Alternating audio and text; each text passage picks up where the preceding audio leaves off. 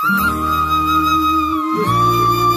के सत्संग की शुरुआत करते हैं। और संगत जी, हम सब ने उषा आंटी के सत्संग बहुत सुने हैं। उषा सिंह आंटी ने बहुत अच्छे से हम लोग को इतने सत्संग, इतना गुरुजी के बारे में बताया है। तो आज हमारे साथ उनके हस्बैंड एमपी सिंह अंकल हैं। तो एमपी सिंह अंकल को इनवाइट करते हैं, वो आए और गुरु महाराज के सत्संग शेयर करें। जय गुरु जी। पूरी संगत को जय गुरु जी। पूरी संगत को नमस्कार। आपने बहुत अच्छा ये प्लेटफॉर्म क्रिएट किया है, specially during the time of pandemic. सब लोग हम लोग गुरु जी की संगत सुनते हैं, बहुत अच्छा लगता है। आज आपने मुझे भी अवसर दिया, थैंक यू वेरी मच। मैं आपको संगत गुरु जी के तो बहुत हैं, थोड़ी सी संगत सुनाता हूं और जितने मेरे लेसन्स मैंने गुरु जी से सीखे हैं वो आपसे शेयर करूंगा। हो सकता है उससे आपको भी कुछ फायदा हो। तो उषा ने बता दिया होगा आपको, श्रीमती जी ने, कि हम लोग कैसे गुरु जी से मिले, पर मैं थोड़ा सा क्विकली रिपीट कर देता हूं। हम लोग वैसे सियाटल में रह रहे हैं और पर 1996 से 2006 तक हमारा एक्सपैट असाइनमेंट था सिंगापुर में। तो उस समय हम लोग 10 साल के लिए सिंगापुर में थे। हमारे 4 बच्चे हैं, 3 बेटियां और 1 बेटा। जो दूसरी बेटी है, फ्रॉम द बिगिनिंग उसको काफी हेल्थ इश्यूज थे। उसकी 3 सर्जरीज हुई by the time she was 5 years old। सो और तो इश्यूज ठीक हो गए उसके, परंतु एस्थमा बहुत सीरियसली शुरू हो गया था और उसको एस्थमा अटैक्स बहुत सीवियर हुआ करते थे। हम लोग अक्सर ही हॉस्पिटल में रहते थे, ऑलमोस्ट एवरी संडे और every other Sunday it seem like we were in the hospital with her. तो डॉक्टर ने बताया कि जैसे जैसे बड़ी होगी एस्थमा इसका ठीक हो जाएगा। तो हम लोग इसी उम्मीद में थे, इसी आशा में थे कि धीरे धीरे वो ठीक हो जाएगी, पर ऐसा कुछ हुआ नहीं। हम लोगों ने बहुत तरह से कोशिशें करी। पहले एलोपैथिक इलाज तो यूएस में होता ही था, उसका हम लोगों ने इंडिया में होम्योपैथिक इलाज करवाया, आयुर्वेदिक इलाज करवाया। एक हैदराबाद में एक फिश ट्रीटमेंट होता है, मैं उसमें भी उसे लेके गया, परंतु उसे कुछ फायदा नहीं हुआ, उसका अस्थमा चलता रहा। और उसके कारण उसकी काफी रेस्ट्रिक्शंस थे, कुछ फिजिकल एक्सर्शन नहीं हो सकता था, ज्यादा कोई एक्टिविटीज नहीं हो सकती थी। हमेशा उसे डर रहता था कि कभी भी अटैक हो सकता है। तो लाइफ में काफी उथल पुथल थी उस समय। तो 1998 की दिसंबर में हम लोग इंडिया गए थे वेकेशन के लिए सिंगापुर से। वेकेशन थी हम लोग की बैंगलोर मैसूर सिटी में। जब हम लोग मैसूर सिटी पहुंचे तो जो बेटी है उसका नाम नीतू है, उसको बहुत कस के अस्थमा अटैक शुरू हो गया। तो फॉर्चुनेटली हम लोग अच्छे होटल में थे, वहां एक ललिता महल पैलेस है, वहां पर थे। तो उनका अपना डॉक्टर था, तो डॉक्टर आया, ही अटेंडेड टू नीतू। हम लोग को वैसे पता नहीं, समझ में नहीं आ रहा था कि ठीक हो पाएगी कि नहीं, बहुत ही सीवियर अटैक था, पर किसी तरह धीरे धीरे गुरु जी की कृपा से वो ठीक हो गई। फिर हम लोग दिल्ली आए, दिल्ली में 1 हफ्ते रहने का प्रोग्राम था। उसके बाद हम लोग वापस जा रहे थे सिंगापुर। दिल्ली में परिवार के लोग हैं, उनसे मिलना था। जब दिल्ली आए तो अपने चाचा जी से मिलने गए। मेरे छोटे चाचा Shri Prakash Singh, retired IPS officer थे उस समय, 1 ही साल हुआ था उस समय रिटायर्ड हुए, very distinguished service in police. वो गुरु जी की संगत में बहुत सालों से थे, मुझे कुछ मालूम नहीं था वैसे। तो जब मैं पहुंचा, चाचा जी से मिला, तो चाचा जी ने बोला, अगर विश्वास हो और श्रद्धा हो तो गुरु जी के यहाँ ले चलता हूं, और अगर गुरु जी की कृपा होगी तो नहीं तो ठीक हो जाएगी। अब मुझे समझ में नहीं आया कि क्या बोल रहे हैं, कि मतलब कहाँ कौन गुरु जी हैं, कृपा है। पर उस समय इतना हम लोग परेशान थे, मैंने सोचा भी नहीं कुछ। मैंने कहा हम हाँ बिल्कुल चलेंगे। तो चाचा जी ने बोला अच्छा ठीक है, शाम को आज आ जाना, हम लोग चलेंगे एक साथ। तो चाचा जी के साथ हम लोग गए गुरु जी के दरबार में। गुरु जी उस समय एम्पायर स्टेट में थे। मुझे ये भी नहीं मालूम था कि कहाँ जा रहे हैं, कौन है गुरु जी, वहां क्या एक्सपेक्ट करेंगे, और चाचा जी ने कुछ बताया भी नहीं। जब हम लोग एम्पायर स्टेट पहुंचे, जब चाचा जी कार से उतरे तो उन्होंने हमसे कहा कि अशोक फॉलो द ड्रिल। मेरा घर का नाम अशोक है, तो मैं समझ गया कि जो करेंगे वो मुझे भी करना है। उनके पीछे पीछे मैं गया। तो एम्पायर स्टेट पहुंचे तो मैं एक्सपेक्ट कर रहा था कि कोई साधु संत महापुरुष वहां बैठे होंगे और बड़ा कोई शांति का एटमॉस्फेयर होगा, हो सकता है धीरे धीरे कीर्तन भजन वगैरह चल रहे हों। परंतु वहां एटमॉस्फेयर बिल्कुल डिफरेंट था। वो खचाखच भीड़ थी वहां पे, बहुत मतलब बहुत बड़ा हॉल नहीं था, अच्छा साइज का हॉल था, पर वहां पे करीब 150-200 लोग रहे होंगे, तो बहुत ही भीड़ थी। और बड़े अच्छे अच्छे कपड़े लोग पहन के बैठे हुए थे, बड़े सोसाइटी के एलीट। और वहां पर गुरुजी थे। गुरुजी को मैंने देखा तो मैंने देखा ये तो बहुत कोई यंग आदमी बैठे हुए हैं वहां पर। उन्होंने बड़े रंग बिरंगे उनके कलरफुल चोगा पहन रखा था उन्होंने, गाउन, और कोई उनके पैर भी दबा रहा था। तो मुझे थोड़ा थोड़ा डिफरेंट लगा एक्सपेक्टेशन से। खैर मैं वो चाचा जी आगे गए, उन्होंने गुरुजी के पैर छुए। चाचा जी के बाद मैंने भी पैर छुए। तो गुरुजी कहते हैं अशोक आ गया। तो मैंने सोचा चाचा जी ने शायद बता दिया हो मेरा नाम क्या है और मुझे लेके आ रहे हैं, परंतु बाद में पता चला कि ऐसी कोई बात नहीं थी। गुरुजी को हमेशा मालूम रहता था जो भी आ रहा है, क्योंकि जो भी आता था गुरुजी की कृपा ही से, उनके आशीर्वाद ही से आ सकता था। और गुरुजी को मालूम था सबके बारे में, और सबको वो नाम ही से संबोधित करते थे। तो खैर गुरुजी ने हम लोग को बैठा दिया। थोड़ी देर बाद उन्होंने फिर से बुलाया। तो श्रीमती जी उषा ने उस समय बताना शुरू कर दिया गुरुजी को बेटी के लिए, बेटी के लिए कितनी परेशान है, बेटी को क्या परेशानी है। गुरुजी ने हाथ उठाया और बोला कि ठीक है, मुझे सब मालूम है, बैठ जाओ। उसके बाद गुरुजी ने इशारा किया कि बेटी को बुलाओ। तो बेटी आई, नीतू। गुरुजी ने अपना हाथ उठाया और गुरुजी बोलते हैं कल्याण कित्ता। और उसके बाद गुरुजी ने कहा कि कल एक तांबे का लोटा और एक चांदी का ओम लेके आना। और हम लोग बैठ गए। बहुत भीड़ थी तो एक साथ नहीं बैठ पाते थे, पर थोड़ी देर बाद मौका मिला। उस समय गुरुजी प्रसाद बांटते थे, उसके बाद हम लोग बाहर जाके हाथ धोते थे। तो उस समय चाचा जी ने पूछा कि गुरुजी ने क्या कहा। तो हम लोगों ने बताया कि गुरुजी ने कहा कल्याण कित्ता। तो चाचा जी ने कहा अच्छा, तो वो ठीक हो गई। मैंने कहा ठीक हो गई बस इतने से? हाँ, चाचा जी ने कहा वो ठीक हो गई, पर मुझे विश्वास नहीं हुआ बिल्कुल। परंतु उसके बाद बेटी को कभी भी एक भी बार अस्थमा अटैक नहीं हुआ। और बेटी को एक्चुअली मुझसे ज्यादा विश्वास था गुरुजी पर, क्योंकि जब हम लोग वापस आ रहे थे उस दिन, तो बेटी ने मुझे खुद ही बोला कि डैडी अब मैं ठीक हो जाऊंगी, मैं सही जगह पहुंच गई। तो मुझे पता नहीं, मुझे अजीब से लगा, छोटी बच्ची ऐसे बात कर रही है। परंतु उसके बाद उसको कोई भी अस्थमा अटैक कभी भी नहीं हुआ। और उसके बाद गुरुजी ने उसे, तांबे का एक लोटा था उसमें भी गुरुजी ने उसे ब्लेस कर दिया। चांदी का एक ओम था उसे भी ब्लेस कर दिया और पहनने को बोला। और उसकी संगत अलग है, बाद में आप मेरे ख्याल से उषा सुना चुकी हैं तो वो मैं नहीं सुनाऊंगा।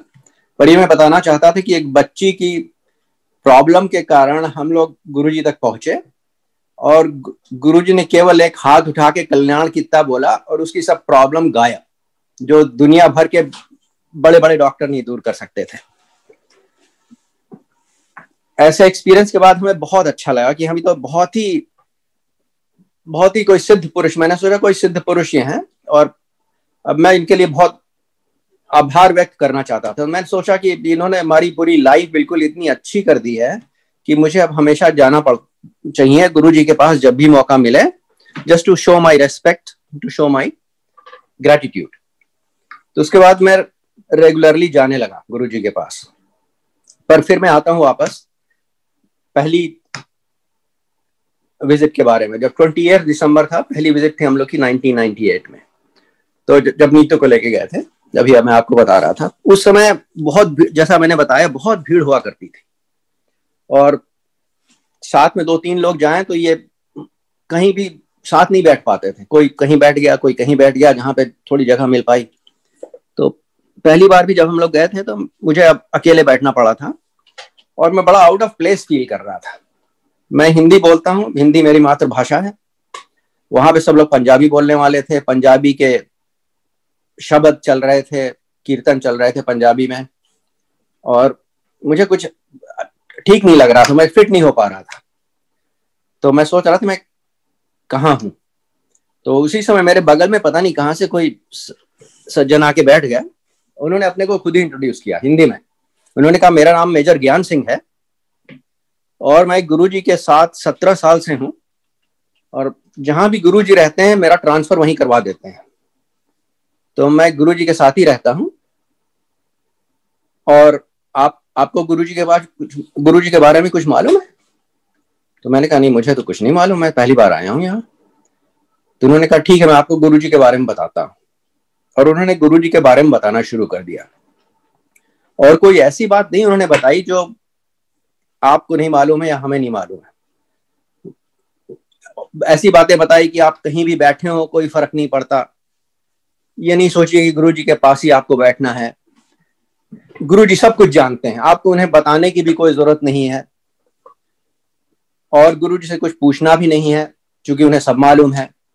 गुरुजी से कुछ मांगना भी नहीं है, जो अच्छा होगा आपको दे देंगे। इसी तरह की चीजें वो बताते रहे। और बहुत साधारण सी चीजें थी, कोई ऐसी बात नहीं थी कि बहुत एक्स्ट्राऑर्डिनरी चीज बता रहे थे मुझे। तो ये सब चीजें हम लोगों ने किताबों में पढ़ रखा था भगवान के बारे में, परंतु मुझे इतना अच्छा लग रहा था, मैं आपको डिस्क्राइब नहीं कर सकता। मुझे ऐसा लग रहा था कि I was listening to the best music in the world. मुझे मन कर रहा था कि ये रोके ही नहीं, बताते ही जाएं। तो एक्सेप्ट फॉर सम इंटरप्शन, बीच बीच में एक आध बार उठना पड़ा था जब गुरुजी ने बुलाया था या प्रसाद देना था। उसके अलावा मैं उन्हीं के पास बैठा था। और इतनी 2-2.5 घंटे समय रहा होगा। मुझे गुरुजी के बारे में कंटिन्यूअसली बताते रहे और मुझे इतना अच्छा लगता रहा, इतना अच्छा लग रहा था कि मैं आपको डिस्क्राइब नहीं कर सकता। दैट वाज 28 दिसंबर 1998। अगले दिन हम लोग फिर गए थे। उस दिन लोटा और चांदी का ओम लेके गए थे। उस दिन फिर मैं बैठ गया अलग कहीं जहां पे जगह मिली। और फिर वो सज्जन आके मेरे पता नहीं कहां से वो आ गए और उन्होंने जगह बना ली, मेरे बगल बैठ गए, मेजर ज्ञान सिंह। और फिर उन्होंने बताना शुरू किया गुरुजी के बारे में। और मुझे इतना अच्छा लगा, मुझे मन कर रहा था कि ये कभी खत्म ही नहीं हो जो ये बता रहे हैं मुझे। And the same thing repeated on 30 दिसंबर 1998।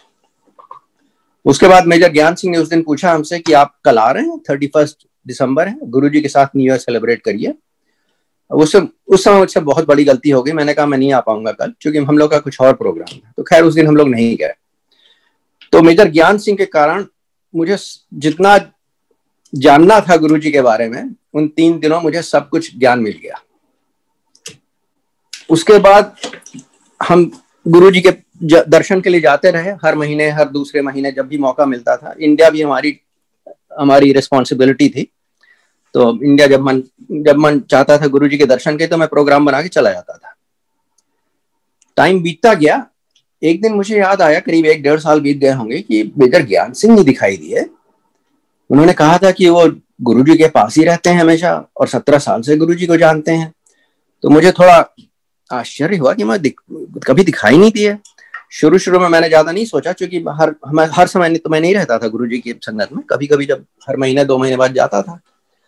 पर जब 1-1.5 साल तक नहीं दिखे तो मैंने सोचा लगा ये कुछ अजीब सी बात है। मैं पूछने लगा। फिर वहां पे मैं किसी को जानता नहीं था, क्योंकि मैं किसी से बात नहीं करता था, केवल गुरुजी के दर्शन के लिए जाता था।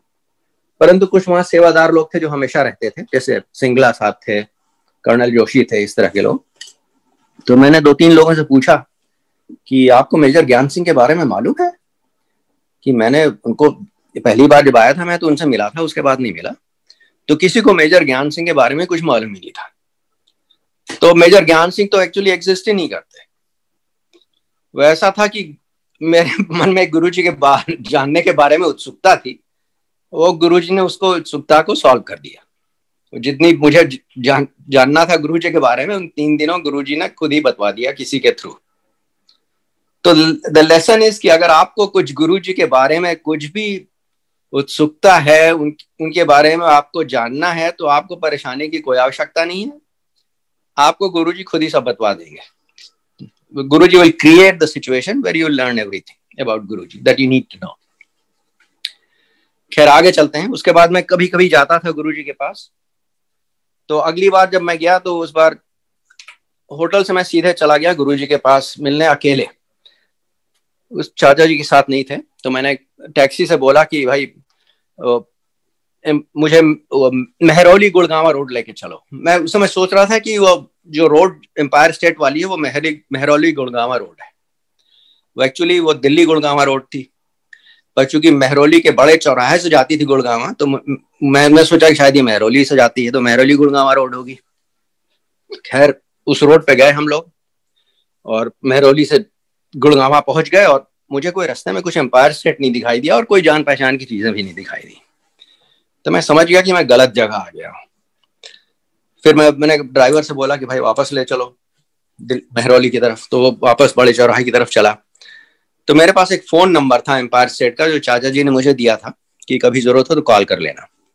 तो मैंने उस फोन को कॉल किया फोन नंबर पे, तो किसी ने उठाया और मैंने बताया कि मैं रास्ता गड़बड़ हो गया है मेरा, और मैं इस समय महरौली गुड़गांवा रोड पे हूँ, आप बताइए मैं कैसे पहुंचूं एम्पायर स्टेट। तो जो सज्जन थे दूसरी तरफ, उन्होंने बहुत अच्छी तरह से हमें डायरेक्शंस दिए, बहुत क्लियर डायरेक्शंस, और हम लोग पहुंच गए एम्पायर स्टेट। तो संगत हुई। उसके संगत के बाद एंड में मैंने सोचा कि किसी ने मुझे इतने अच्छे डायरेक्शंस दिए थे, मैं उनको थैंक्स करूं। तो मैंने जो 5 कुछ सेवादार थे उन लोगों से पूछा कि भाई मेरा रास्ता गड़बड़ हो गया था और मैंने जब फोन किया तो किसी ने बहुत अच्छी तरह मुझे डायरेक्शंस दिए, तो मैं उनसे मिलकर उनको थैंक यू करना चाहता हूँ। तो जिनसे पूछा तो बड़े आश्चर्य पे पड़ गए। उन्होंने कहा कि यहाँ पे तो गुरुजी का आदेश है कि यहाँ पर एक बार जब संगत शुरू होती है तो फोन कोई नहीं उठाता है। तो मैंने कहा अच्छा। तो मुझे विश्वास नहीं हुआ, तो मैंने किसी दूसरे सेवादार से पूछा, दोनों ने भी मुझे यही जवाब दिया कि जब एक बार संगत शुरू हो जाती है तो यहाँ पे फोन कोई आंसर नहीं करता है। तो ऐसा था कि वो फोन तो गुरुजी ने अरेंज कर दिया था डायरेक्शंस, तो डायरेक्शंस मुझे मिल गया, मैं पहुंच गया, पर किसी ह्यूमन बीइंग ने, किसी ने वो फोन नहीं आंसर किया था। तो lesson for all of us, for me and for all of अस, अगर आपके पास गुरुजी तक पहुंचने की अगर आपको श्रद्धा है और गुरुजी तक आप पहुंचना चाहते हैं केवल गुरुजी के लिए, उसके मतलब किसी और चीज के लिए नहीं, तो गुरुजी आपको पहुंचा देंगे। You will never be lost. So उसके बाद मैं धीरे धीरे जाता रहा, अक्सर ही गुरुजी के पास जब भी मौका मिलता था, हर 2 महीने बाद 1 महीने बाद पहुंच जाता था। तो इस तरह 1 साल बीत गया। करीब दिसंबर की बात आपको बताऊं, December of 1999, a year later, तो उस समय मैं अकेले गया था। तो चाचा जी के साथ गया था गुरुजी के दरबार में एम्पायर स्टेट में। तो उस दिन जब करीब आधी रात के समय गुरुजी बोलते हैं, अच्छा, हम लोग 8-10 लोग बचे थे, तब गुरुजी ने कहा अच्छा बड़े मंदिर चलते हैं। तो मुझे उस समय यह भी नहीं मालूम था कि कोई बड़ा मंदिर भी है, क्योंकि मैं बस जाता था, गुरुजी के दर्शन करता था और चलाता था, किसी से बात मैं नहीं करता था, मुझे कोई इंटरेस्ट नहीं था सोशलाइजेशन का। मैं केवल गुरुजी के दर्शन के लिए जाता था, to show my respect and gratitude. तो मुझे उस दिन पता चला कि यहाँ पे एक बड़ा मंदिर भी है। तो चाचा जी ने कहा चलो मैं अपनी कार में लेके चलता हूँ तुम्हें। तो चाचा जी की कार में गए।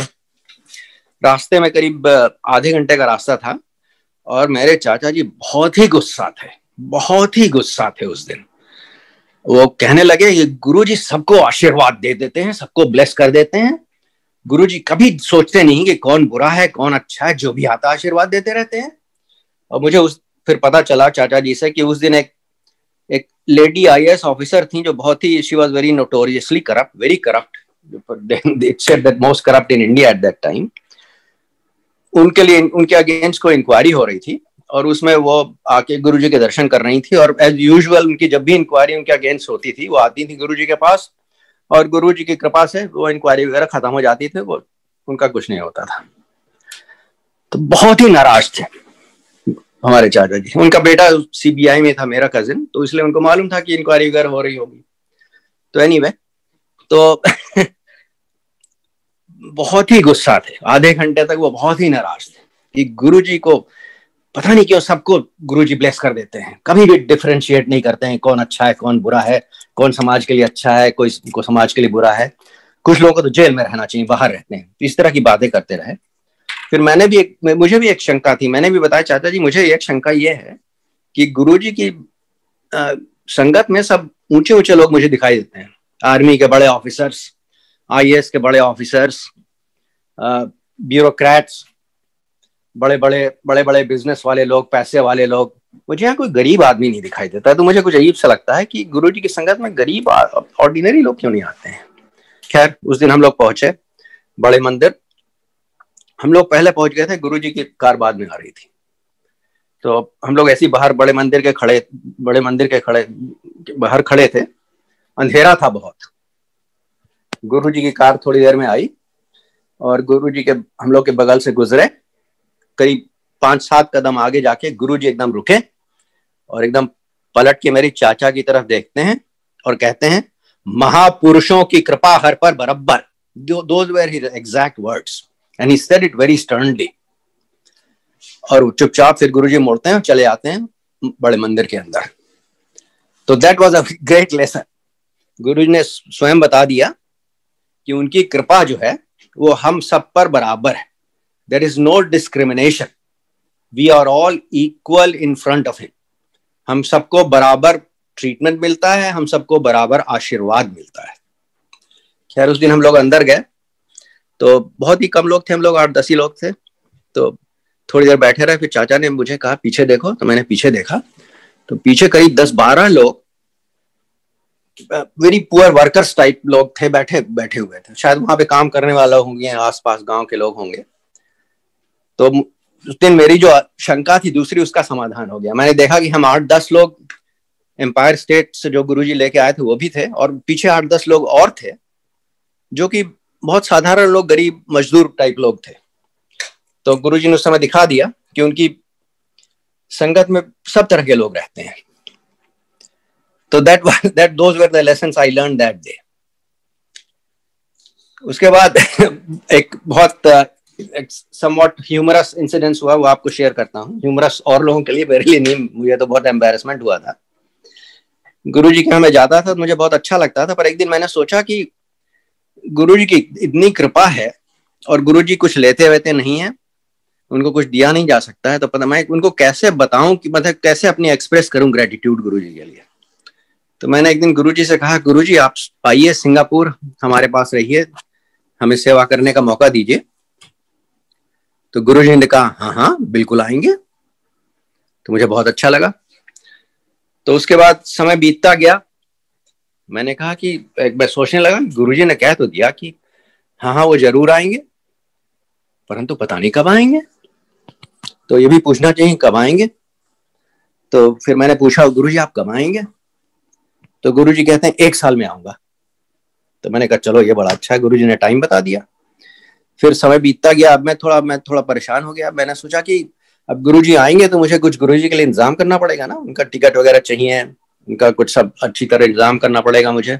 फिर मैं दुविधा में पड़ गया। मैंने सोचा कि गुरुजी के पास पासपोर्ट है कि नहीं, पहले ये पता करूं पासपोर्ट है कि नहीं, क्योंकि अगर नहीं है तो पहले मैं पासपोर्ट बनवाऊं गुरुजी का, तो फिर उसके बाद टिकट वगैरह का इंतजाम करूंगा। तो एक दिन मैंने गुरुजी से चुपचाप बैठे थे, मैंने गुरुजी के पास बगली में बैठा था। मैंने पूछा गुरुजी से, गुरुजी आपके पास पासपोर्ट है? मैंने बहुत धीरे से पूछा, और गुरुजी इतनी कस के हंसे, इतने ठहाका लगा के हंसे। मैंने सोचा इतनी कस के हंसे तो मुझे लग रहा था कि अपने सिंहासन से गिर न जाए, और इतनी कस के हंस रहे थे और सबको बोल रहे थे चारों ओर देख के, ये मुझसे पूछ रहा है कि मेरे पास पासपोर्ट है कि नहीं, और फिर हंसते थे, फिर बार बार रिपीट करते थे कि ये मुझसे पूछ रहा है मेरे पास पासपोर्ट है कि नहीं, और हंसते थे। तो मैं बहुत एम्बेरस्ड फील कर रहा था। मैंने कहा मैंने बहुत बड़ी गलती कर दी, पता नहीं मुझे पूछना नहीं चाहिए था। तो मैं चुपचाप बैठ गया। मुझे फिर उसके बाद मेरी हिम्मत नहीं पड़ी गुरु से पूछने की कि गुरुजी आप कब आएंगे। और समय बीतता गया। एक दिन मुझे ऑस्ट्रेलिया जाना था। उस समय ऑस्ट्रेलिया भी मेरी रीजन था, पूरा एशिया पैसिफिक मेरा रीजन था रिस्पॉन्सिबिलिटी। तो मेरे यूजुअली मैं ओवरनाइट फ्लाइट लेता था, उसमें समय वेस्ट नहीं होता था, मतलब रात में चलता था, सुबह पहुंच जाता था, काम शुरू हो जाता था। तो नाइट फ्लाइट थी मेरी। तो नीचे एक टैक्सी, हम लोग की हमेशा एक टैक्सी मर्सिडीज आती थी बड़ी अच्छी। मैं गया टैक्सी के अंदर, घुसा एयरपोर्ट जाने के लिए, और मुझे जब टैक्सी के अंदर बैठा मुझे लगा मैं स्वर्ग में आ गया हूँ। इतना अच्छा एनवायरनमेंट था, मैं आपको डिस्क्राइब नहीं कर सकता। बड़े बहुत ही अच्छा एनवायरनमेंट था। पता नहीं कैसा गुरुजी ने उस समय क्रिएट कर दिया था। इतनी अच्छी सुगंध थी, इतना अच्छी कुछ था उसमें एनवायरनमेंट में जो मैं डिस्क्राइब नहीं कर सकता हूँ। और मुझे बिल्कुल लगा कि मैं बिल्कुल स्वर्ग में आ गया हूँ। मुझे समझ में नहीं आया, मैं काफी मतलब I was totally confused. Taxi चली एयरपोर्ट की तरफ, आधी रास्ते पहुंच के मुझे थोड़ा होश आया तो मैंने ड्राइवर से पूछा तुमने क्या टैक्सी में कुछ परफ्यूम वगैरह रखा हुआ है क्या? तो ड्राइवर ने कहा नहीं ऐसी तो कोई बात नहीं है। तब मुझे धीरे धीरे समझ में आया कि ये तो गुरुजी हैं, और गुरुजी ने कहा था 1 साल में आएंगे, तो आज जरूर 1 साल हो गया होगा। तो गुरुजी आ गए उस दिन। तो लेसन फॉर मी वाज कि हम तो भूल जाते हैं पर गुरुजी के महावाक्य होते हैं। गुरुजी ने एक बात जो कर दी तो वो हो नहीं है। वो एक बार उन्होंने कह दिया कि 1 साल में आएंगे तो वो आ गए। और आपको इंसिडेंट्स बताता हूं एक आध। एक अच्छा इंसिडेंस हुआ जिसमें काफी बड़ी अच्छी एक लेसन था, वो मैं आपसे शेयर करता हूं। मैं गुरुजी के दर्शन के लिए जाता था थर्सडे को, सिंगापुर से थर्सडे को सीधे एयरपोर्ट से चला जाता था, गुरुजी के दर्शन करता था, फिर फ्राइडे सैटरडे संगत में जाता था, और संडे को मेरी रात को वापस फ्लाइट होती थी, और संडे की फ्लाइट से करीब 11:15 साढ़े 11 बजे सिंगापुर एयरलाइंस की फ्लाइट होती थी, उस समय वापस आ जाता था। तो संडे की जब मैं संगत में जाता था तो मैं करीब 9 बजे वहां से उठ जाता था संगत से, और टाइम से पहुंच जाता था एयरपोर्ट करीब 1.5-2 घंटे पहले कि अपनी फ्लाइट के लिए। पर उस दिन जब मैं गया, एक दिन करीब 2003 या 2004 की बात है, तो मेरे मन में यह आया कि मैंने कहा मैं गुरुद्वारे जा रहा हूँ, गुरु के घर जा रहा हूँ, तो मुझे अपनी मन से नहीं उठना चाहिए। जब गुरु जी बताएं तभी मुझे उठ के जाना चाहिए वहां से। तो उस दिन मैं सोच के बैठ गया कि जब मैं गुरु जी जब आज्ञा देंगे खुद ही, तभी मैं जाऊंगा यहाँ से। तो मैं बैठा रहा। उस दिन मेरे चाचा जी भी साथ थे वहां पर, और श्रीमती जी भी थी, और भी लोग थे फैमिली के। उस दिन काफी लोग थे। तो टाइम बीतता गया, करीब 9 बज गए, फिर 9:30 बज गए। अब मेरे चाचा बड़े डिसिप्लिन्ड हैं और बड़े टाइम के लिए पंक्चुअल हैं। वो मेरे पीछे ही बैठे थे। मुझसे उन्होंने कहा, अशोक उठो, जाओ यहाँ से, नहीं तुम्हारी फ्लाइट मिस हो जाएगी। तो मैं थोड़ी देर तक तो उन्हें इग्नोर करता रहा, पर उन्होंने कई बार जब कहा तो मुझे अच्छा नहीं लगा। मैंने कहा कि हमारे फैमिली एल्डर हैं, I must respect his wishes. तो मैं उठा, गुरुजी से आज्ञा लेने के लिए गया, तो गुरुजी ने तुरंत कहा तेरी फ्लाइट कैंसिल। और मैंने गुरुजी को बताया भी नहीं था कि मैं उस दिन जा रहा हूँ, और गुरुजी कह के हंस दिए। तो मैं फिर आके वापस बैठ गया। मैंने चाचा जी से बोला, चाचा जी गुरुजी कहते हैं फ्लाइट कैंसिल। खैर उसके बाद बैठा रहा वहां और काफी देर हो गई। फिर गुरुजी ने मुझे खुद ही बुलाया, कहा अब जाओ। Then I left. और उस समय करीब एट द मोस्ट एक सवा घंटे बचे होंगे फ्लाइट के। उस समय आधे घंटे तो पहुंचने में लगता था एयरपोर्ट। तो एयरपोर्ट में पहुंचा, पुराना एयरपोर्ट है।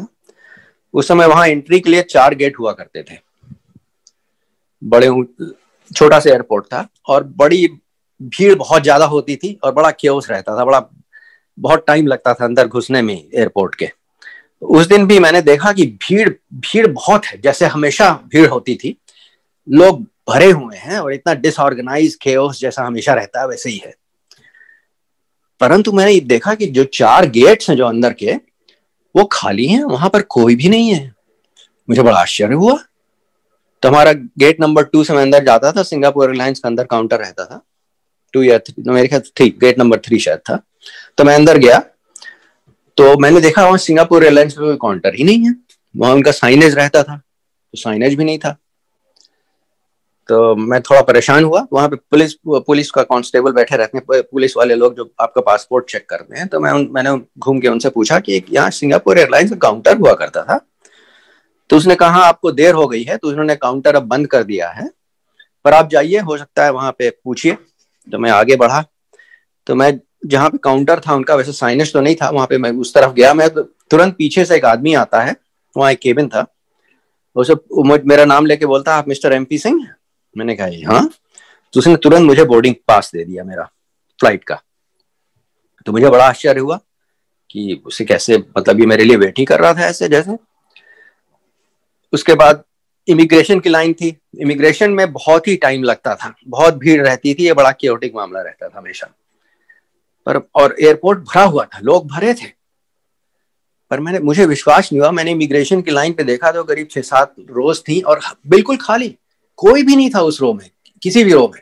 और एयरपोर्ट भरा हुआ है, लोग हर तरफ भरे हुए हैं जैसे पहले रहते थे, परंतु इमिग्रेशन की सब लाइन खाली। मैं आराम से इमिग्रेशन के थ्रू चला गया। कस्टम में तो टाइम नहीं लगता था, उसके थ्रू चला गया। फिर उसके आगे सिक्योरिटी के 2 गेट हुआ करते थे, ऊंचे ऊंचे बहुत गेट से, और उसमें बड़ी लंबी लाइनें रहती थी सिक्योरिटी के थ्रू क्लियर होने में। और उस एयरपोर्ट में भरे हुए थे लोग, परंतु वो दोनों जो सिक्योरिटी के गेट थे, उस गेट पे कोई भी नहीं था। मुझे विश्वास नहीं हो रहा था। मैं आराम से सिक्योरिटी के थ्रू गया, अपने अपने फ्लाइट के गेट तक पहुंचा और आराम से फ्लाइट मैंने बोर्ड करी। मैं लास्ट था मेरे ख्याल से, और मेरी फ्लाइट में बैठा। उसी के 2 मिनट बाद उन्होंने गेट, मतलब प्लेन का गेट बंद कर दिया, डोर बंद कर दिया और प्लेन टुक ऑफ। तो मुझे अधिक से अधिक बाहर से अंदर से अपने एयरप्लेन तक जाने में 10 मिनट 15 मिनट से ज्यादा नहीं लगा। आराम से मैं बैठा। और अगले दिन जब मैं पहुंचा, सुबह सुबह पहुंचा, तो मैंने उषा को कॉल किया। उषा उस समय सिंगापुर में और दिल्ली में थी। तो मैंने उषा को बताया अपना एक्सपीरियंस। मैंने कहा, उषा, गुरुजी को बोलना कि गुरुजी को धन्यवाद देना जाके आज कि मेरी फ्लाइट गुरुजी इतनी अच्छी तरह अरेंज करवाई कि मुझे इतनी कन्वीनियंटली कहीं भी नहीं रुकना पड़ा, और मैं 10-15 मिनट में अपना आराम से बैठ गया प्लेन के अंदर जाके और वापस। तो उषा ने मुझे बताया कि वो अगले दिन जब गुरुजी के पास दरबार में गई, उन्होंने गुरुजी का पैर छुआ तो गुरुजी ने खुद ही बोला, अंकल की फ्लाइट कैसी थी, ठीक थी ना? तो मतलब गुरुजी ने खुद ही अरेंज किया था सब कुछ, and just to make sure Guruji ने खुद ही बता भी दिया और पूछ भी लिया कि गुरुजी की मतलब फ्लाइट ठीक थी कि नहीं। पर देखिए, लेसन उसमें आपको शेयर करता हूँ। मुझे कुछ समय लगा खुद ही समझने में।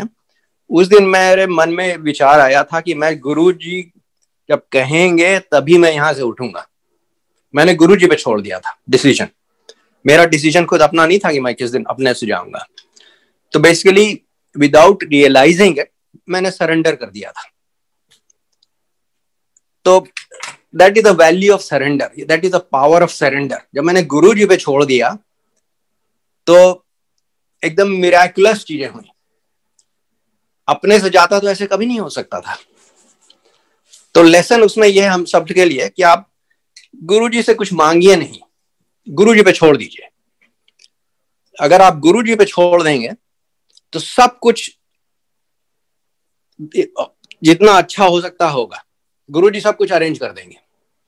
अगर आप कुछ मांगेंगे तो जो आपको मांगेंगे वो आपको मिल जाएगा, परंतु हो सकता है आपके लिए अच्छा नहीं हो। तो गुरुजी खुद ही कहते थे, मानो, मांगो मत। तो गुरुजी पे छोड़ दीजिए सब कुछ। तब गुरुजी पे जाइए, श्रद्धा से, प्यार से बैठिए, गुरुजी का मेडिटेशन करिए और गुरुजी से कभी कुछ नहीं मांगिए। और आपको कुछ और इंसिडेंट सुनाता हूं। एक बार हम लोग श्रीलंका गए थे 2001 या 2002 में वेकेशन के लिए बच्चों के साथ, विंटर में। हमेशा बच्चे विंटर में, स्प्रिंग ब्रेक में हमेशा आ जाते थे, समर में, और हम लोग सब लोग हमेशा गुरुजी के पास जाते थे। तो उस बार हमने प्रोग्राम बनाया कि हम लोग श्रीलंका देख लेंगे, थोड़ा घूम लेंगे, उसके बाद गुरुजी के पास दर्शन के लिए जाएंगे, फिर वापस आएंगे और बच्चे वापस चले जाएंगे यूएस। बच्चों उस समय यूएस में थे, कॉलेज में। तो हम लोग, पर जब मैं प्लान बना रहा था तो मैंने ये ध्यान नहीं दिया कि दिल्ली में अक्सर कोहरा बहुत होता है। दिसंबर का समय था और फ्लाइट्स वगैरह अक्सर गड़बड़ होती रहती हैं। तो मैंने ये अलाउड नहीं किया था कि फ्लाइट गड़बड़ हो सकती है। तो मेरा प्लान ऐसा था कि 29 को रात को हम लोग दिल्ली पहुंचेंगे कोलंबो से। 30 दिसंबर की मॉर्निंग हम लोग टैक्सी से जाएंगे दिल्ली से जलंधर। उस समय गुरुजी जलंधर में थे, और फिर गुरुजी के दर्शन करेंगे और 31 की सुबह वहां से जलंधर से वापस दिल्ली आ जाएंगे। 31 की रात की हमारी फ्लाइट थी। 1 को हम लोग सुबह सुबह पहुंचेंगे सिंगापुर, और फिर 1 की आफ्टरनून की फ्लाइट थी बच्चों की वापस यूएस जाने की। तो हमारे जो हमने प्लान बनाया था उसमें ये गुंजाइश नहीं थी कुछ डिले वगैरह की। अच्छा, जब कोलंबो में, उस पहले तो नहीं सोचा, पर जब मैं कोलंबो में अपनी फ्लाइट पे बैठा तो हम परिवार के साथ, तब मैं ये सोचने लगा कि अब ऐसा हो सकता है कि अगर दिल्ली में अगर कोहरा हो तो सब प्लान मेरा गड़बड़ हो जाएगा। गुरुजी के दर्शन कैसे होंगे, पता नहीं फ्लाइट कहाँ चली जाए। खैर, मैं मनाता रहा कि गुरु सब ठीक ही रहे, मैं सोच रहा था। परंतु जब हम लोग दिल्ली पहुंचे तो फ्लाइट जब लैंडिंग करने की कोशिश करी तो उसने लैंडिंग अबॉर्ट कर दी, मतलब लैंड नहीं कर पाया, फिर ऊपर आ गया प्लेन। और फिर पायलट इंटरकॉम में आके बोलता है कि इस समय दिल्ली में बहुत फॉग है, कोहरा बहुत ज्यादा है, मैंने एक बार कोशिश करी लैंड करने के लिए, पर मैं लैंड नहीं कर पाया। एक बार और कोशिश करूंगा। मैं मना रहा था गुरुजी से, गुरुजी कुछ करिए, अब लैंड करवा दीजिए। खैर दूसरी बार भी उसने कोशिश करी, लैंड नहीं कर पाया। बहुत मुझे बहुत झटका लगा कि फिर नहीं लैंड कर पाया। उसके बाद इंटरकॉम में आके पायलट बोलता है कि हम लोग को ऑर्डर दिया गया कि we have to go to Ahmedabad. अब मुझे इतना दुख हुआ। मैंने कहा अब तो अहमदाबाद पहुंच जाएंगे तो अब गुरुजी के दर्शन कैसे करेंगे अगले दिन जालंधर में जाके। मैं गुरुजी से प्रार्थना कर रहा था, मेरे परिवार के सभी लोग कर रहे होंगे कि गुरुजी किसी तरह से कुछ करवाइए जिससे आपके दर्शन हो पाए कल। और उसी समय पायलट फिर से आया इंटरकॉम में और पायलट ने कहा कि the control tower has asked us to come back, the fog is lifting, so we will try once more. बहुत मैं खुश हुआ, मैंने कहा शायद देखिए शायद हो जाए। और उस बार वो लैंड कर गया, प्लेन लैंड कर गया। उसके लैंड जब कर गया उसके बाद वो इंटरकॉम में आके पायलट बोलता है कि the fog has again come down and now they have closed the airport. तो बस कुछ ही मिनट के लिए एक मौका था जिसमें हम लोग लैंड कर गए दिल्ली में। उसके बाद एयरपोर्ट बंद कर दिया गया। हम लोग बहुत खुश कि अब तो पहुंच जाएंगे जालंधर अगले दिन और गुरुजी के दर्शन हो जाएंगे। फिर हम लोग टैक्सी से अगले दिन जालंधर पहुंचे। जब गुरुजी के मंदिर में गए, जालंधर मंदिर में, जो ही गुरुजी के पैर छुए, गुरुजी हंस के बोलते हैं, हाँ बताओ सबको कैसे तुम्हारी फ्लाइट मैंने लैंड करवाई। तो देखिए अगर मन में शंका थी कि अगर ये कोइंसिडेंस रहा होगा कैसे फ्लाइट लैंड करवाई, तो गुरुजी ने उस कोइंसिडेंस का समाधान कर दिया, बता दिया उन्होंने कि उन्होंने फ्लाइट लैंड करवाई थी। और ये गुरुजी कहते थे कभी कभी कि मेरी शक्ति लगती है और लोग कहते हैं कोइंसिडेंस, लोग समझ नहीं पाते। तो anyway the lesson for all of अस, इसकी बहुत सी चीजें हमारे जीवन में होती हैं जिसपे गुरुजी की कृपा से होती हैं, पर हम समझ नहीं पाते हैं। कभी कभी हम सोचते हैं कोइंसिडेंस था, लकी थे हम लोग, ऐसे हो गया। ऐसा कुछ नहीं है। ये गुरुजी की कृपा जब होती है तभी ये सब बहुत सी चीजें संभव होती हैं। तो that's another lesson that is there for all of us. आपको अपने काम की बातें भी कुछ बताता हूं। मैं मैनेजिंग डायरेक्टर था सिंगापुर में और 96 जनवरी में हम लोग सिंगापुर गए थे। और उसके बाद काफी परेशानियां हुई मुझे काम में, क्योंकि सिंगापुर में मैं अपने डिवीजन से मैं पहला था वहां पर और सब स्टार्ट वगैरह मुझे ही करना था, प्लांट लगाने थे, बिजनेस स्टार्ट करना था। तो काफी प्रॉब्लम्स हो रही थी मुझे, ठीक नहीं हो पा रहे थे काम। पर एक बार जब गुरुजी के दर्शन हो गए 98 दिसंबर में, उसके बाद तो काम इतनी अच्छी तरह होने लगा कि मैं खुद ही नहीं विश्वास कर पा रहा था। पर मैं ये नहीं समझ पा रहा था कि ये गुरुजी की कृपा से हो रहा है। मैं सोच रहा था कि मैं ही इतना अच्छी तरह काम कर रहा हूं कि मैं इतना सफल हूं। सफलता के ये था, आपको बता दूं कि जैसे हम लोग का प्लान होता था, जैसे बुकिंग्स प्लान मतलब ऑर्डर्स के जो प्लान होते हैं, तो साल का प्लान मेरा 5 ही 6 महीने में हो जाता था। 5 ही 6 महीने में जितने एनुअल प्लान मेरा होता था वो हो जाता था। और जितना शिपमेंट्स का प्लान होता था, बिलिंग्स का, वो करीब 8-9 महीने में हो जाता था। हर ईयर आफ्टर ईयर इतनी अच्छी परफॉर्मेंस थी कि even my company could not believe, you know. And मेरे जितने रिव्यूज थे they were always very top reviews. तो एक बार फोन से रिव्यू कर रहे थे, क्योंकि अक्सर हम लोग फोन से रिव्यू करते थे, क्योंकि मैं सिंगापुर में था, मेरा बॉस यूएस में था, तो अक्सर फोन ही से बात हो जाती थी। तो रिव्यू हो रहा था मेरा, फोन से बॉस रिव्यू कर रहा था। उस रिव्यू में फोन से इतनी कस के सुगंध आने लगी गुरुजी की कि बहुत ही पूरा कमरा जो था, रात का समय था, क्योंकि उस समय यूएस में दिन था, मेरे सिंगापुर में रात थी। तो ऑफिस में बैठा था, पूरा ऑफिस पूरी गुरुजी की सुगंध से भर गया। ये उस समय हो रहा जब मेरा बॉस रिव्यू कर रहा है, मेरी तारीफ कर रहा है, मुझे सब बहुत अच्छा अप्रेजल दे रहा है।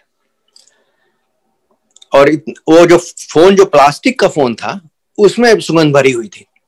इतनी सुगंध भरी हुई थी कि मैंने उसका प्लास्टिक फोन का जो हैंडसेट होता है, मैंने वो निकाला, मैं घर लाया उसे दिखाने के लिए उषा को कि देखो गुरुजी की कृपा, देखो फोन को आज गुरुजी ने सुगंधित कर दिया। अच्छा, मेरी बेवकूफी खुद की मैं अपने एडमिट कर रहा हूं, मुझे ये नहीं समझ में आ रहा था उस समय तभी तक भी कि जितना मेरा काम अच्छा हो रहा है ये गुरुजी की कृपा से हो रहा है।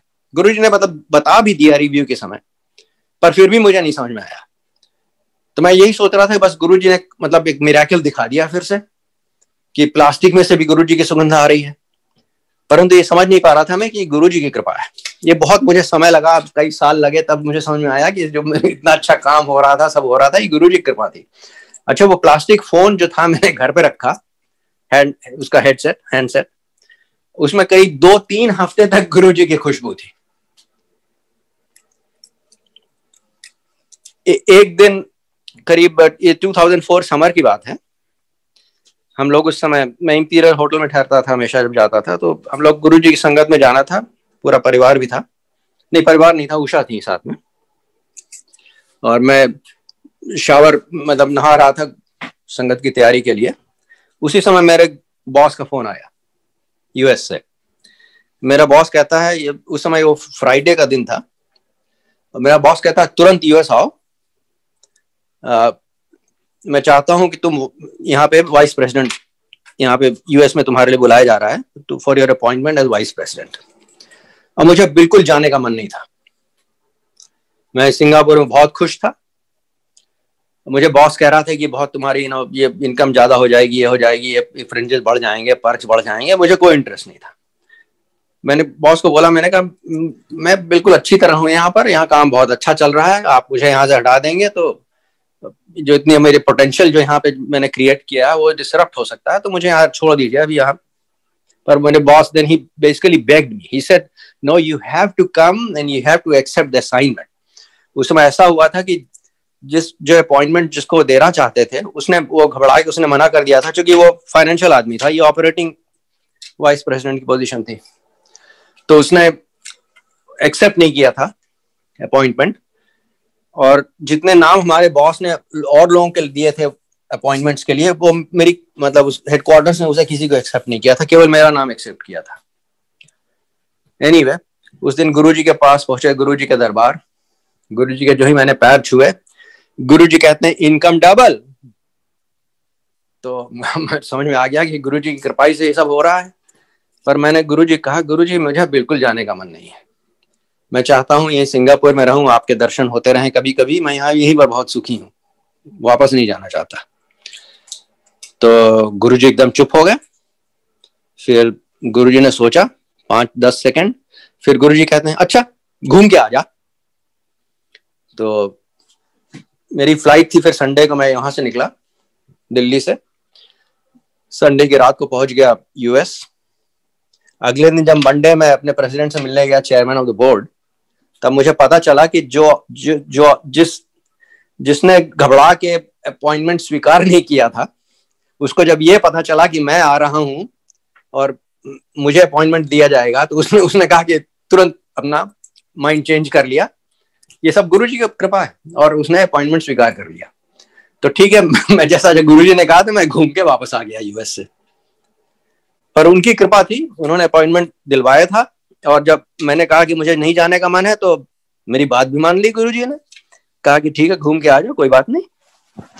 तो इस तरह की बहुत सी चीजें होती रही। अब आपको एक अपनी बहुत गलतियां भी मुझसे होती हो रही, तो एक आध गलतियों के बारे में बता देता हूं। बहुत सी मैंने गलतियां करी हैं, पर एक गलती तो ऐसी है कि गुरुजी जब कुछ कहते हैं तो उसे करना चाहिए तुरंत, उसको ज्यादा उसमें सोचना नहीं चाहिए। और गुरुजी खुद बता चुके थे, गुरुजी ने कहा जब यहाँ पे जब आओ तब दिमाग बाहर छोड़ के आओ, जैसे जूता उतारते हो दिमाग भी वहीं छोड़ दो। मतलब गुरुजी के कहने का मतलब था कि जब आओ तो ज्यादा फिर जो मैं कहता हूं उसे एनालाइज नहीं करो, उसे जो मैं कहता हूं तुरंत उसे स्वीकार करो and just act on it. वैसे इंटेलेक्चुअली तो समझ में आ गया था, पर प्रैक्टिकली मैं नहीं समझ पाया था। तो एक दिन फोन आया मेरे चाचा जी का, 2003 की शायद बात है या 2002 की, 2003 मेरे ख्याल से। चाचा जी ने कहा कि गुरुजी कहते हैं तुरंत आओ और औरंगजेब रोड में एक फ्लैट खरीदो। तो मुझे समझ में नहीं आया कि औरंगजेब रोड में फ्लैट क्या मैं कैसे लूंगा और किस कारणवश मुझे लेना पड़ेगा। खैर मैं आया एक दो हफ्ते बाद, और जो ही मैंने गुरुजी के पैर छुए, गुरुजी कहते हैं औरंगजेब रोड का फ्लैट ले ले। अब मैं कुछ बोला नहीं, पर मुझे दुविधा में था, मुझे कुछ मालूम नहीं था कि यहाँ पे दिल्ली में रियल एस्टेट मार्केट कैसे यहाँ पे ऑपरेट करते हैं, मतलब यहाँ किसको मैं कांटेक्ट करूँ, क्या करूँ, कुछ नहीं मालूम था। मेरी एक कजिन सिस्टर है, वो थोड़ा रियल एस्टेट में इंटरेस्टेड रहती थी, उससे जानकारी थी, तो 1-2 दिन बाद उससे मैं मिला। वो मेरा लंबा स्टे था उस बार। तो उससे मैंने कहा कि गुरुजी ने बताया कि औरंगजेब रोड में कोई फ्लैट खरीदना है, मुझे मालूम ही नहीं औरंगजेब रोड में फ्लैट कौन सा है और मैं कैसे खरीदूं। तो वो मेरी कजिन तो अच्छी, वो गुरुजी की संगत में नहीं जाती थी, पर उसे जानकारी थी कुछ लोगों की जो गुरुजी की संगत में जाते थे। तो उसने कहा वो विपी को बोलो, विपी सब जानता है।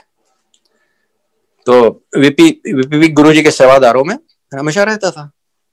तो अगले दिन जब मैं गुरुजी की संगत में गया तो मैंने विपी से बोला कि मैंने कहा गुरुजी ने बोला औरंगजेब रोड में फ्लैट खरीदने को, मुझे कुछ फ्लैट दिखा सकते हैं। विपी को मालूम था कि गुरुजी ने मुझे बोला हुआ, मुझे नहीं मालूम था। विपी ने बोला हाँ बिल्कुल दिखा दूंगा, कल 11 बजे तैयार रहिए आप, मैं आके आपको ले चलूंगा और फ्लैट दिखा दूंगा। तो अगले दिन 11 बजे मेरे होटल में विपी आए और मुझे लेके गए औरंगजेब रोड। वहां पर औरंगजेब रोड पे एक ही बिल्डिंग है जिसपे प्राइवेट फ्लैट्स अवेलेबल थे, वो अंसल्स की बिल्डिंग है। पूरे ल्यूटेंस दिल्ली में बस 2 ही फ्लैट्स वाली बिल्डिंग है, एक पृथ्वीराज रोड पर वो टाटा की बिल्डिंग है और एक अंसल्स की बिल्डिंग औरंगजेब रोड पर। तो विपी ने मुझे समझाया, विपी ने कहा कि आप विश्वास नहीं करोगे, फ्लैट तो कभी यहाँ अवेलेबल ही नहीं होते हैं, पर इस समय 3 फ्लैट्स अवेलेबल है। और ये देखिए गुरुजी की कृपा। उसने फिर विपी ने कहा कि मैं आपको दिखाता हूँ फ्लैट, पर आपको तुरंत उस पर डिसीजन लेना होगा, क्योंकि ये फ्लैट तो आते ही नहीं है मार्केट में, ये तो तुरंत बिक जाते हैं। मुझे तो आश्चर्य हो रहा है कि आज 3 फ्लैट मुझे अवेलेबल मिल रहे हैं जो आपको मैं दिखा सकता हूँ। खैर मैं देखने गया फ्लैट बहुत सुंदर, बड़े अच्छे लगे मुझे, पर मैंने वही गलती कर दी, वही दुविधा में पड़ गया कि मैं फ्लैट लेके करूंगा क्या। फिर मैंने हिसाब किताब शुरू किया कि मैं आता हूँ दिल्ली तो मेरा $300-400 का खर्चा होता है पर डे। यूजुअली मैं इतने दिन साल में रहता हूँ दिल्ली, तो इतना मेरा खर्चा है। और ये फ्लैट का दाम उस समय 3 करोड़ रुपए था। मैंने कहा अगर 3 करोड़ रुपए का अगर मैं इन्वेस्ट कर दूं, इसका इंटरेस्ट मिले तो मेरे इतना मिल जाएगा और ये ज्यादा होगा, तो खर्चा तो इतना नहीं है मेरा दिल्ली में आने का। तो मैंने कहा फाइनेंशियली तो it doesn't make any sense. वो मेरी बुद्धि थी, इस समय गड़बड़ हो रही थी, तो सोच नहीं पा रहा था कि समझना ये चाहिए था मुझे कि गुरुजी ने जो बोला तुरंत करो, पर वही गलती करी मैंने। गुरुजी ने कहा था कि जूते के साथ दिमाग भी बाहर रख दिया करो, मैंने जूते के साथ दिमाग अपना बाहर नहीं रखा था। मैं उसको एनालाइज करने लगा, ओवर एनालाइज करने लगा। फिर मैं उस समय सोचने लगा कि मैं अगर गुरुजी वहां पर अपना संगत करें तो मैं फ्लैट ले लेता हूँ, क्योंकि एक फ्लैट जो था वो ग्राउंड फ्लोर पे था, मुझे बहुत अच्छा लग रहा था। मैंने कहा अगर संगत करेंगे ये बड़ा अच्छा है, बाहर से लोग सीधे एंटर कर लेंगे, बिल्डिंग के अंदर जाने की जरूरत नहीं, क्योंकि वहां स्लाइडिंग डोर से बाहर एंटर करने के लिए उसमें बाहर लोग जूता उतार सकते हैं। तो मैंने कहा कि पूछूं कैसे। गुरुजी से मैं बात नहीं कर पाता था, क्योंकि गुरुजी पंजाबी जो बोलते थे वो अपने गांव वाली पंजाबी बोलते थे और बहुत तेजी से बोलते थे, और मुझे कुछ नहीं समझ में आता था, और बहुत ही कम समझ में आता था। थोड़ा बहुत समझ जाता था, बहुत कम। तो मैं गुरुजी से बात करने में बहुत हिचकता था। मैंने कहा मैं पूछूंगा तो पता नहीं गुरुजी क्या बताएंगे, मुझे कुछ समझ में आएगा नहीं। तो मैंने कहा किसी और से पूछते हैं। वो बहुत बड़ी गलती कर दी। मैंने वहां पे एक मिस्टर सिंगला थे जो गुरु जी के सेवादार थे, मैंने कहा इनसे पूछूं, इनको सब मालूम रहता है। तो मैंने सिंगला से पूछा, मैंने कहा अगर गुरुजी चेंज करना चाहते हैं एम्पायर स्टेट से तो मैं एक फ्लैट खरीद लूं, वहां पे गुरुजी अपनी दरबार लगाएंगे। तो सिंगला हंसने लगे, कहने लगे गुरुजी यहाँ से नहीं जाएंगे कहीं भी। तो मैंने कहा ठीक है। फिर मैंने कहा तब मैं क्या करूंगा खरीद के। तो मैंने वो फ्लैट खरीदा नहीं, बीपी को बोला नहीं मुझे नहीं खरीदना। तो अच्छा उस समय देखिए, उस समय उसका दाम था फ्लैट का 3 करोड़ रुपए, इस समय पता नहीं होगा 20-25 करोड़ रुपए। तो गुरुजी जो मेरे लिए कह रहे थे वो मेरी भलाई के लिए कह रहे थे। अच्छा वो भी उस समय जो 3 करोड़ रुपए में जो मैं खरीदता वो फ्लैट, वो मेरे स्टॉक ऑप्शंस के कुछ पैसे थे जो अलग एक तरह के। और उसके बाद क्या हुआ कि विद इन 1 मंथ कुछ जैसा होता है अक्सर की कंपनी की स्टॉक प्राइसेस लोअर हो गई काफी एकदम से, और वो स्टॉक ऑप्शन जो वो पर्टिकुलर जो मैं सोच रहा था यूज करने की वो एक्सपायर भी हो गए। तो वो बेसिकली वो जितना 3 करोड़ जो मैं यूज करने वाला था, वो 3 करोड़ भी गायब हो गए, फ्लैट भी नहीं अपना हुआ, कुछ नहीं हुआ। मूर्खता मेरी ये थी कि मैं गुरुजी ने जो आज्ञा दी थी वो मैंने स्वीकार नहीं करी तुरंत, मैं अपना दिमाग उसमें लगाने लगा। अच्छा, उसके बाद बहुत सी चीजें हुई, अब इतना समय नहीं कि आपको सब कुछ बता सकता हूं, पर बहुत से रिलेटेड इंसिडेंट्स हुए उससे। और फिर बाद में मुझे ये पता चला कि गुरुजी चाहते थे कोई सेंटर लोकेशन हो जहां पर संगत लगाएं। अब मुझे बहुत दुख हुआ, मुझे बहुत पश्चाताप हुआ। वो इस पता करने मुझे 1-2 साल लगे थे। उस लोगों ने बताया कि हाँ, गुरुजी देख रहे थे कि कोई और जगह ऐसी जो सेंट्रल दिल्ली में हो, जो लोगों को कन्वीनियंट हो आने को। अब मुझे बहुत ही पश्चाताप हुआ। मुझे लगा कि मेरे गुरु ने मुझे एक ही बात अपने लिए करने को दी और मैंने वो भी अपनी मूर्खता में वो नहीं करी। मैं बहुत दुखी था। एक दिन गुरुजी ने मुझे बुलाया और सुबह बुलाया था, और गुरुजी ने मुझे उस दिन बुलाया और मुझे बहुत स्ट्रिक्टली समझाया। उन्होंने कहा, देख, अपने और अपने गुरु के बीच में किसी को नहीं लाते। और फिर मुझे उन्होंने 2 फोन नंबर दिए। कहा कि एक फोन नंबर मेरे गौरव का है, मेरा भतीजा, और दूसरा फोन नंबर मेरे ड्राइवर का है। और उन्होंने कहा, मैंने इन दोनों को इंस्ट्रक्ट कर दिया है कि तेरा फोन जब भी आएगा वो मुझे तुरंत बताएं, मैं तुरंत तुमसे बात करूंगा। मैं पाठ में भी बैठा हूं तो मैं उठूंगा तुमसे बात करने के लिए। तो वेरी क्लियर। अच्छा, वो that was a very important lesson for all of अस। मुझे समय लगा थोड़ा समझने में, पर गुरुजी क्या कह रहे थे हम सबके लिए कि अगर आपको गुरुजी तक पहुंचना है तो आप किसी को बीच में नहीं लाइए। आप डायरेक्ट कांटेक्ट, डायरेक्ट कम्युनिकेशन करिए गुरुजी से। और गुरुजी के दरवाजे हमेशा खुले हैं। जब भी आप पहुंचना चाहेंगे आप पहुंच जाएंगे, पर आप अपने दरवाजे खोलिए। ये गुरुजी ने समझाया कि किसी को बीच में नहीं डालो, मुझसे डायरेक्ट बात करो, और जब मन चाहे तब बात करो। और जब भी तुम फोन करोगे मैं तुम्हारा फोन लूंगा, मैं तुझसे बात करूंगा। तो ये बहुत इंपॉर्टेंट लेसन है हम सबके लिए। प्लीज किसी पे आप डिपेंड नहीं करिए गुरुजी के बारे में जानने के लिए।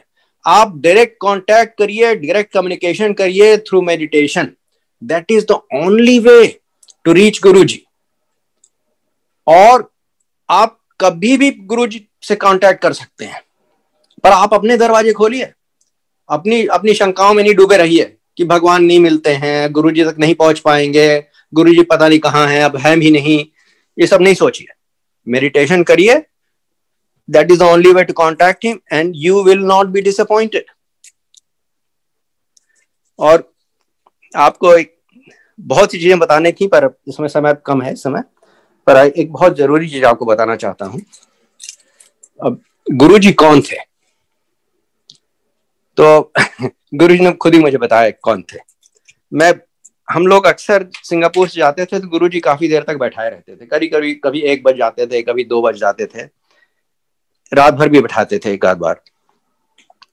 और फिर लोग मुझे बताते थे कि गुरुजी पाठ करने लगते हैं। तो मुझे ये नहीं समझ में आता था कि गुरुजी सोते भी हैं कि नहीं कभी।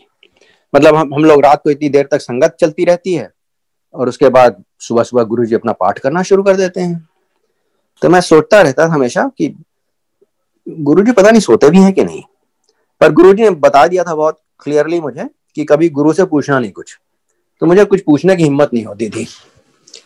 पर ये बच्चों की तरह मेरे मन में दुविधा भी रहती थी, बड़ा थोड़ा सोचता भी रहता था कि गुरुजी पता नहीं कब सोते हैं कि नहीं। एक दिन मैंने अपने को रोक नहीं पाया, कोई था नहीं वहां पर, तो गुरुजी के पास ही बैठा था और कोई आसपास नहीं था। तो गुरुजी से मैंने पूछा कि गुरुजी आप सोते हैं कभी? गुरुजी मुस्कुराए, और वो बिल्कुल डिवाइन मुस्कान थी। वह केवल भगवान ही उस तरह से मुस्कुरा सकते हैं। और गुरुजी ने बहुत क्लियरली, हम उनके वर्ड्स रिपीट करेंगे आपके लिए। गुरुजी ने कहा, मैं सोऊंगा तो सृष्टि को कौन देखेगा? मैं सोऊंगा तो सृष्टि को कौन देखेगा? These were his exact words। और गुरु ने बिल्कुल हिंदी में बोला, मुझे बिल्कुल ठीक से समझ में आ गया। पंजाबी में नहीं बोला, मैं कंफ्यूज हो सकता था। तो गुरु जी रिवील्ड हिमसेल्फ, खुद ही बता दिया उन्होंने कि वो कौन है। वो स्वयं शिव जी हैं। अब आपको ये सोचेंगे कि गुरुजी अगर शिव जी थे तो वो क्या कर रहे थे, तो इसके लिए आप शिव पुराण पढ़िए। उसके लिए कभी बाद में बात होगी तो बाद में बता दूंगा कि शिव जी खुद ही आते हैं सदगुरु के रूप में अपने कुछ भक्तों की कल्याण करने के लिए। तो गुरुजी कुछ भक्तों के लिए आए थे, उनके लिए अभी भी हैं, उनके कल्याण के लिए। और गुरुजी ने तो बहुत कुछ किया, हमें 2 लाइफ दी हैं और बच्चों के सब हमारे इंतजाम किए हैं, उनकी पढ़ाई का, उनकी शादी का। जिस घर में मैं रहता हूँ गुरुजी निवास, वो भी गुरुजी का घर है, उसका भी इंतजाम उन्होंने ही किया है। और सब कुछ बहुत है, पर आज समय कम है तो उसमें आज इतना नहीं बता पाऊंगा।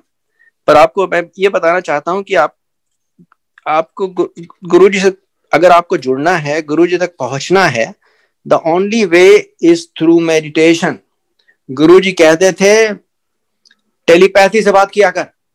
तो मुझे शुरू में तो समझ में नहीं आता था कि गुरुजी क्या कह रहे हैं टेलीपैथी। मुझे क्या मालूम टेलीपैथी क्या होती है, मैं कैसे टेलीपैथी से बात करूं। मैं सोचता था गुरुजी को तो मालूम है टेलीपैथी, वो अपना बात कर लेते हैं, मैं कैसे बात करूंगा। धीरे धीरे समझ में आया कि गुरुजी कह रहे हैं कि मेडिटेशन कर, that is the only way to reach him. So I want to share that with all of you. The only way to reach Guruji, the only way to communicate with him is through meditation. आप किसी rituals के चक्कर में नहीं पड़िए, केवल meditation करिए। That is the only way. There's no other way to reach him, to find him. और देखिए जो भगवान होते हैं, हम लोग बहुत से लोग ये सोचते हैं कि ये कर दें हम भगवान के लिए, ये मंदिर बनवा दें, ये कर दें, वो कर दें तो भगवान खुश हो जाएंगे। देखिए everything we have from Guruji belongs to Guruji. The only thing we have that we have some control over is our time and our love. So that's the only thing we can give Guruji. तो वो आप जरूर दीजिए, गुरुजी को समय निकालिए, गुरुजी के लिए, गुरुजी के मेडिटेशन करिए, गुरुजी को प्यार दीजिए। That's the only thing we can do, nothing more. वो जितना हो सके आप करिए। गुरुजी ने कुछ वैसे तो कुछ नहीं बोलते थे, पर कुछ बातें बताई हैं तो मैं आपसे शेयर कर लेता हूं, दे आर वैल्यूबल।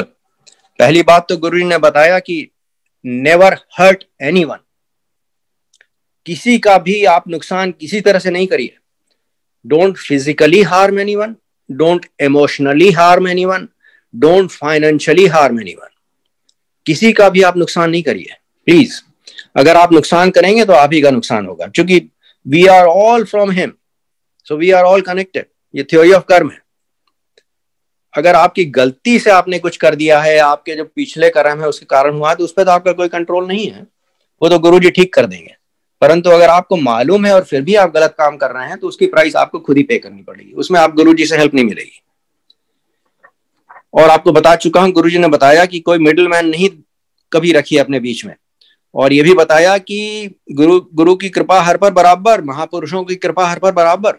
तो we are all equally blessed and we all are his children and we all have direct access to him, but we must have direct access, we must use direct access. कभी किसी को अपने बीच में नहीं लाइए। अभी किसी को नहीं सोचिए कि कोई और मुझे बता पाएगा गुरुजी के बारे में, या मैं इसके थ्रू गुरुजी से तक पहुंच जाऊंगी, ऐसा कुछ नहीं सोचिए।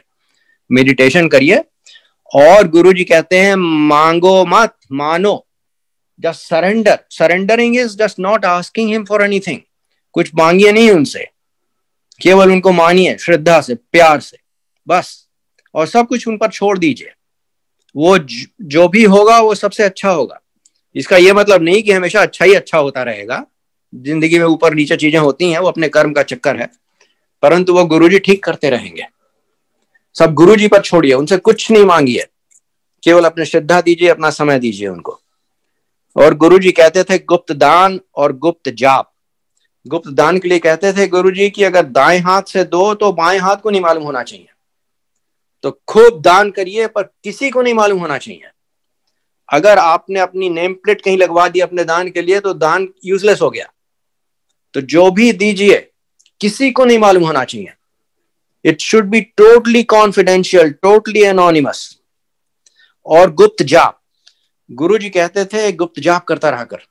और गुरुजी ने जाप दिया था ओम नमः शिवाय शिवजी सदा सहाय। बाद में उस भक्त लोगों ने ऐड कर दिया ओम नमः शिवाय गुरुजी सदा सहाय भी, पर गुरुजी का जाप है ओम नमः शिवाय शिवजी सदा सहाय, उसे आप करते रहिए। दूसरी लाइन भी कर सकते हैं अगर आपका मन हो, परंतु जब भी आपको मौका मिले मन मन में आप करते रहिए गुप्त जाप। आप बिल्कुल कोई भी, गुरुजी किसी को डिसअपॉइंट नहीं करेंगे। आप बस मेडिटेट करिए, उनको समय दीजिए, उनसे प्यार रखिए, उनसे कुछ नहीं मांगिए, सब कुछ होता रहेगा। मिराकल्स होते रहेंगे। मिराकल्स का ये नहीं मतलब है कि आप मिराकल्स मांगते रहिए। मिराकल्स इसलिए होते हैं कि गुरु, अब देखिए हम लोग ह्यूमन बीइंग्स हैं, गुरु, अब हमें कैसे मालूम गुरु हमारे कौन है? तो इसलिए मिराकल्स होते हैं, जिससे आप जान जाइए कि ये सर्वसमर्थ सर्वशक्तिमान है, इसलिए मिराकल्स हो रहा है। अगर एक बार आप जान गए तो आपको फिर श्रद्धा होनी चाहिए, भक्ति होनी चाहिए। फिर बार बार मिराकल्स आप डिमांड नहीं करिए, वो खुद ही होते रहेंगे, पर एक्सपेक्ट नहीं करिए, डिमांड नहीं करिए। गुरुजी का ये मतलब नहीं कि वो मिराकल करते रहे, जो आपको करना है आप करते रहिए with full vigour, with full commitment, पर उनसे कुछ मांगिए नहीं। जो आउटकम होगा, जो रिजल्ट होगा, जो गोल्स होंगे, वो गुरुजी खुद ही आपको दे देंगे, और वो सबसे अच्छे होंगे। मैंने गलतियां करी हैं, कभी मौका मिलेगा तो बताऊंगा अगर एम्बैरस नहीं होगा। मैंने कुछ मांगा एक बार गुरुजी से, और गुरुजी ने बिल्कुल दे दिया जो मांगी, और उसका जो असर हुआ बिल्कुल उल्टा हुआ। मुझे इतना दुख हुआ कि मैंने क्यों मांगा गुरुजी से, ये तो बिल्कुल उल्टा हो गया, और जो मैंने मांगा था वही हुआ, पर उसका असर बिल्कुल उल्टा था। पर ये ह्यूमन बीइंग हूं, इतना समझ नहीं थे कि इसका मतलब क्या हो सकता है। तो गुरुजी से कभी भी कुछ नहीं मांगिए, बस गुरुजी को टाइम दीजिए। और देखिए, अब अगर आपको गुरुजी मिल गए हैं तो इससे बड़ी कोई ब्लेसिंग है नहीं। गुरुजी को अगर जिसने जिसने पा लिया है तो उसकी ब्लेसिंग ये है कि you have a life of without any fear, without any worries. You have a journey that should be totally fearless and totally without any worries. सब कुछ गुरु जी पे छोड़ दीजिए, किसी चीज की परेशानी नहीं आप करिए, किसी चीज की चिंता नहीं करिए, किसी चीज से डरिए नहीं। That is his best blessing. Live a life of joy and happiness without any fear, without any worries. Just do what you have to do. अपना पुरुषार्थ करते रहिए, जो आपका कर्म है, जो कर्तव्य है, वो करते रहिए। रिजल्ट छोड़ दीजिए गुरुजी पे, सब कुछ ठीक ठाक हो जाएगा। और एक बार गुरुजी मिल गए हैं तो आपको कुछ आवश्यकता ही नहीं है। Everything is yours once you have found Guruji, it's all yours. उससे बड़ी कोई ब्लेसिंग है ही नहीं।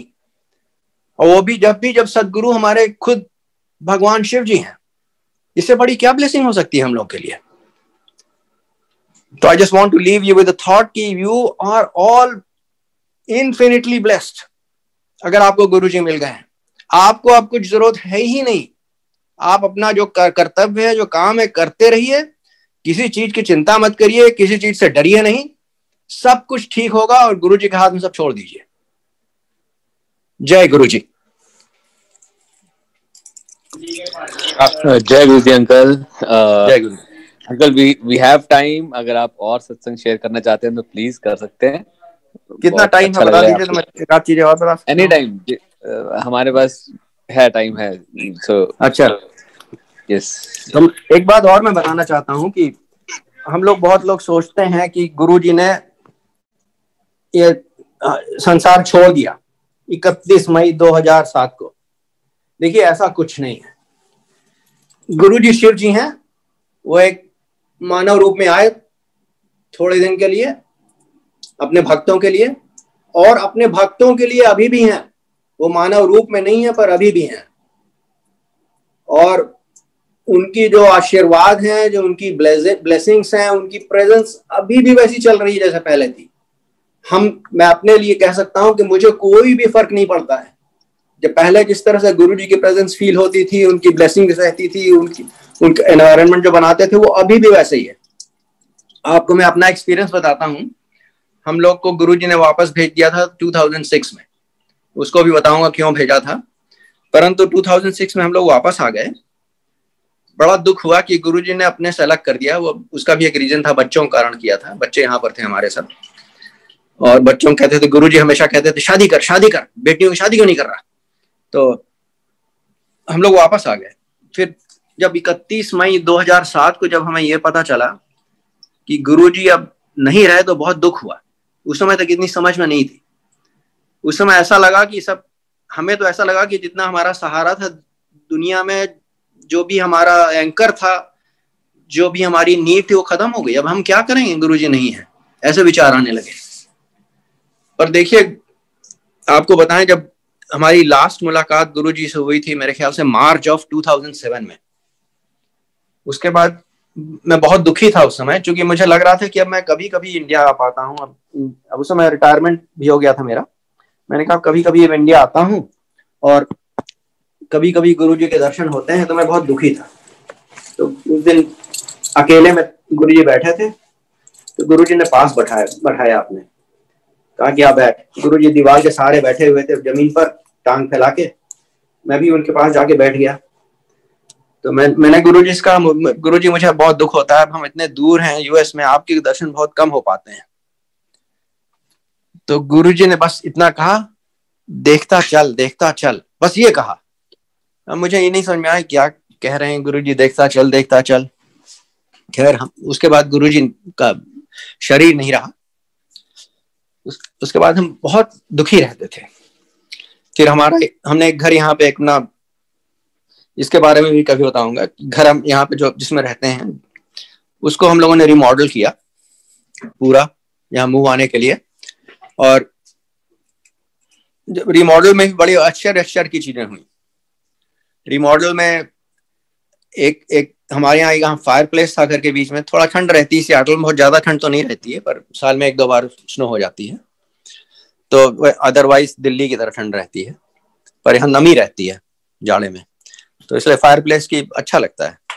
तो फायर प्लेस थी 2 यहाँ पर इस घर में। तो पता नहीं कैसे मेरे मन में ये विचार आया कि ये फायर प्लेस अब तोड़नी है और यहाँ पे एक सी थ्रू फायर प्लेस बनेगी। अब ये पता नहीं कैसे विचार आया, अब बाद में पता चला कि गुरुजी के विचार थे। तो वहां पे मैंने तुड़वाई पूरी सब घर की फायर प्लेसेस, और मेरे जो कॉन्ट्रैक्टर थे वो तोड़ने को तैयार नहीं थे, क्योंकि जो फायर प्लेस के जो कॉलम थे वो भी रूफ को भी सपोर्ट करते थे। तो उन्होंने बड़ी हाई प्राइस बोली, तो मैंने तोड़वा दिया। मैंने कहा नहीं तोड़ो, तो उन्होंने खैर तोड़ी सपोर्ट करके रूफ को। रूफ नीचे नहीं आई, गुरुजी की कृपा से, नहीं तो रूफ भी नीचे आ सकती थी। और फायर प्लेस नहीं बनी। उन्होंने फिर फ्रेम किया फायर प्लेस को। तो पता नहीं क्या मेरे दिमाग में क्या ख्याल था, मुझे कुछ, मैं तो ना आर्किटेक्ट हूँ ना कुछ हूँ, पर कुछ आइडिया था मेरे दिमाग में, पता नहीं कैसे आ गए थे, वो गुरुजी की कृपा से आए थे। मैंने कहा नहीं, ये गड़बड़, तुमने सब फ्रेम कर दी, मैं तुम्हें बताता हूँ कैसे फ्रेम करनी है। मैंने पूरा फ्रेम तोड़वाया। फिर वो बड़ा आश्चर्य में पड़े कॉन्ट्रैक्टर की, क्यों इतना पैसा खर्चा कर रहा है। फिर मैंने उनको ऐसे फ्रेम करवाया जैसा मुझे मन में एक आकृति आई थी। बाद में देखिए वहीं पे गुरुजी का आसन लगा है। बहुत बाद में मुझे समझ में आया कि ये तो गुरुजी अपने लिए करवा रहे थे सब, जिसका जैसा उनको अच्छा लगता है वैसा उन्होंने अपनी जगह बनवाई जिससे वहां पर वो बैठे। और इस घर में हम लोग जब आए, तो जब गुरुजी नहीं रहे, तो सुबह सुबह रोज 4 बजे हम लोग को एक फ्लश की आवाज आती थी। तो समझ में नहीं आता था कहां से फ्लश चल रहा है सुबह 4 बजे। Exact 4 o'clock 4:00 AM every day flush चलता था। तो हम पहले सोच रहे थे शायद बगल के घर से आवाज आती है, पर बगल के घर की दीवार तो करीब करीब 100 फुट दूर होंगी यहाँ से। तो पर फिर भी मैं सोचता था पता नहीं कहाँ से आवाज आती है। तो मैंने कॉन्ट्रैक्टर से पूछा, मैंने कहा कि मुझे रोज सुबह फ्लश की आवाज आती है, तुम सोचते हो बगल के घर से आती होगी? तो वो हंसने लगा, कहने लगा बगल के घर से कैसे आ सकती है फ्लश की आवाज। तब एकदम से मुझे पता, दिमाग में आई बात, ये तो गुरुजी की एक सिग्नल है। गुरुजी बता रहे हैं कि वो यहाँ है और 4 बजे फ्लश इसलिए हो रहा है। और जब एक बार समझ में आ गया तो उसके बाद फ्लश की आवाज आनी बंद हो गई। उसके बाद फ्लश की आवाज ही नहीं आई। फिर बेटी की शादी करनी थी, तो बेटी की शादी थी जुलाई ऑफ 2007। तो बेटी की शादी करने के पहले बहुत बहुत बहुत तेज, मतलब एक दिन मुझे रात में लगा बहुत बहुत वेरी वेरी क्लियर कि गुरुजी बोल रहे हैं, इस घर में तुमने नेम प्लेट क्यों नहीं लगाई? और गुरुजी ने स्ट्रिक्ट इंस्ट्रक्शन दिए, कहा कि यहाँ तो नाम गुरुजी निवास होना चाहिए, गुरुजी निवास की नेम प्लेट लगा। तो मैंने तुरंत अपने, मेरे साड़ू भाई हैं इंडिया में, उनसे एक नेम प्लेट के लिए कहा कि आप नेम प्लेट भेज दीजिए मुझे बनवा के, गुरुजी निवास। तो उन्होंने मुझे एक नेम प्लेट भेजी। तो बेटी की शादी के पहले गुरुजी का निवास यहाँ पे नेम प्लेट पड़ गई, और उसके बाद यहाँ पर गुरुजी ने उस बेटी की शादी के थ्रू संगत शुरू करवा दी। हमने सबसे पहले इनविटेशन गुरुजी को भेजे थे बेटी के शादी के। अब गुरुजी ने इनविटेशन कुछ लोगों को बांटे वहां पर, जो लोग यूएस में थे, उनके रिश्तेदारों को, और हम लोग को फोन आने लगे कि आपकी बेटी की शादी है कोई, और गुरुजी का इनविटेशन आया है तो हम लोग आएंगे। तो हम लोग बड़ी अच्छी बात है। तो बहुत से लोग आए। एक फ्लोरिडा से आई डॉक्टर गुरप्रीत, एक शिकागो में एक फैमिली है, वो पूरे सब लोग आए। कर्नल साहब आए न्यूयॉर्क से, और भी वो शशि सुधीर आए न्यूयॉर्क से, और बहुत से लोग आए जिनको हम लोग कभी नहीं जानते थे। चोपड़ा अंकल, हाँ कर्नल चोपड़ा, और इन लोग को हम लोग कभी नहीं जानते थे, और ये लोग हमें नहीं जानते थे, पर सब शादी में आए बेटी की। और चूंकि इतने लोग आ गए थे संगत से, तो हम लोगों ने ऐसे ही कहा कि चलो एक दिन बैठ के संगत कर लेते हैं। तो उसके बाद हमने संगत शुरू कर दी। उसके बाद संगत शुरू करी, और उसके बाद गुरुजी ने उसके बाद संगत शुरू ही करवा दी। उसके बाद यहाँ पर संगत होने लगी। ये गुरुजी ने अपना खुद ही यहाँ पे गुरुजी निवास बनवाया। तो my responsibility is now to take care of this house. ये घर जो है वो गुरुजी का है। और देखिए घर भी कैसे ये मुझे मिला, ये भी मैं आपको बता दूं उनकी कृपा से। 96 से 2006 तक हम लोग सिंगापुर में थे। तो 98 की समर में वापस आया था, समर वेकेशंस में। तो मैंने सोचा कि एक घर ले लेते हैं, जब वापस आएंगे। एक और घर, मुझे जो घर था यहाँ पे जो हम लोग रहते थे वो मर्सर आइलैंड में, वो थोड़ा छोटा था। मैंने कहा घर आएंगे थोड़ा बड़े घर में रहेंगे।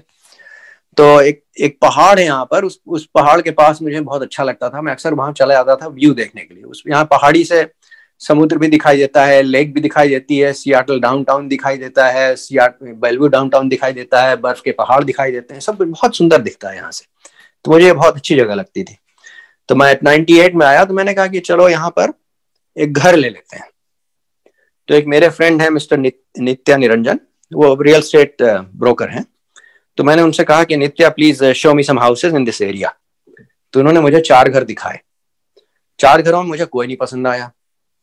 तो मैं वापस चला गया, अपनी कार उठाई, रेंटल कार थी। मैंने कहा कि मैं खुद ही देखता हूँ कुछ है यहाँ पर, क्योंकि मुझे लग रहा कि मेरे लिए कुछ है यहाँ पर ये जो दिखाया इन्होंने कुछ ठीक नहीं लग रहा। और मेरी कार बिल्कुल ऑटो पायलट पे चली गई।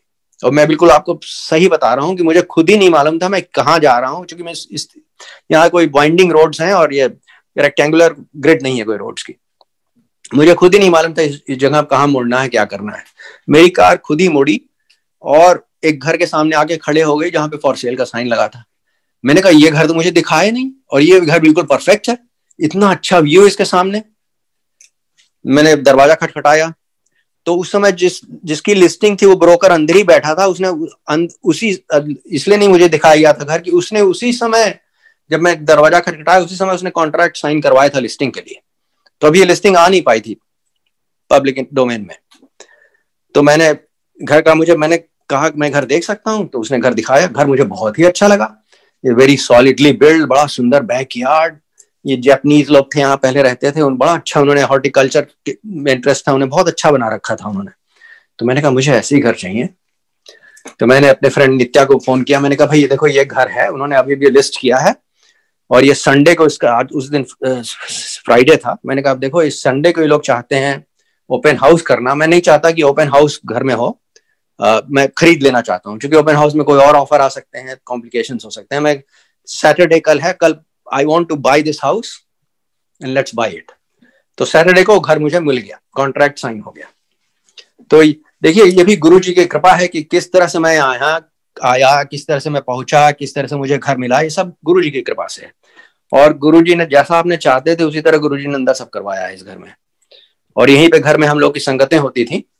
अब तो फिर संगत बहुत बढ़ गई सियाटल में, तो हम लोग को इस घर में नहीं सब लोग आ पाते थे। फिर हम लोग को एक पब्लिक फोरम में हम लोग को जाना पड़ा, बहाई सेंटर में पास में।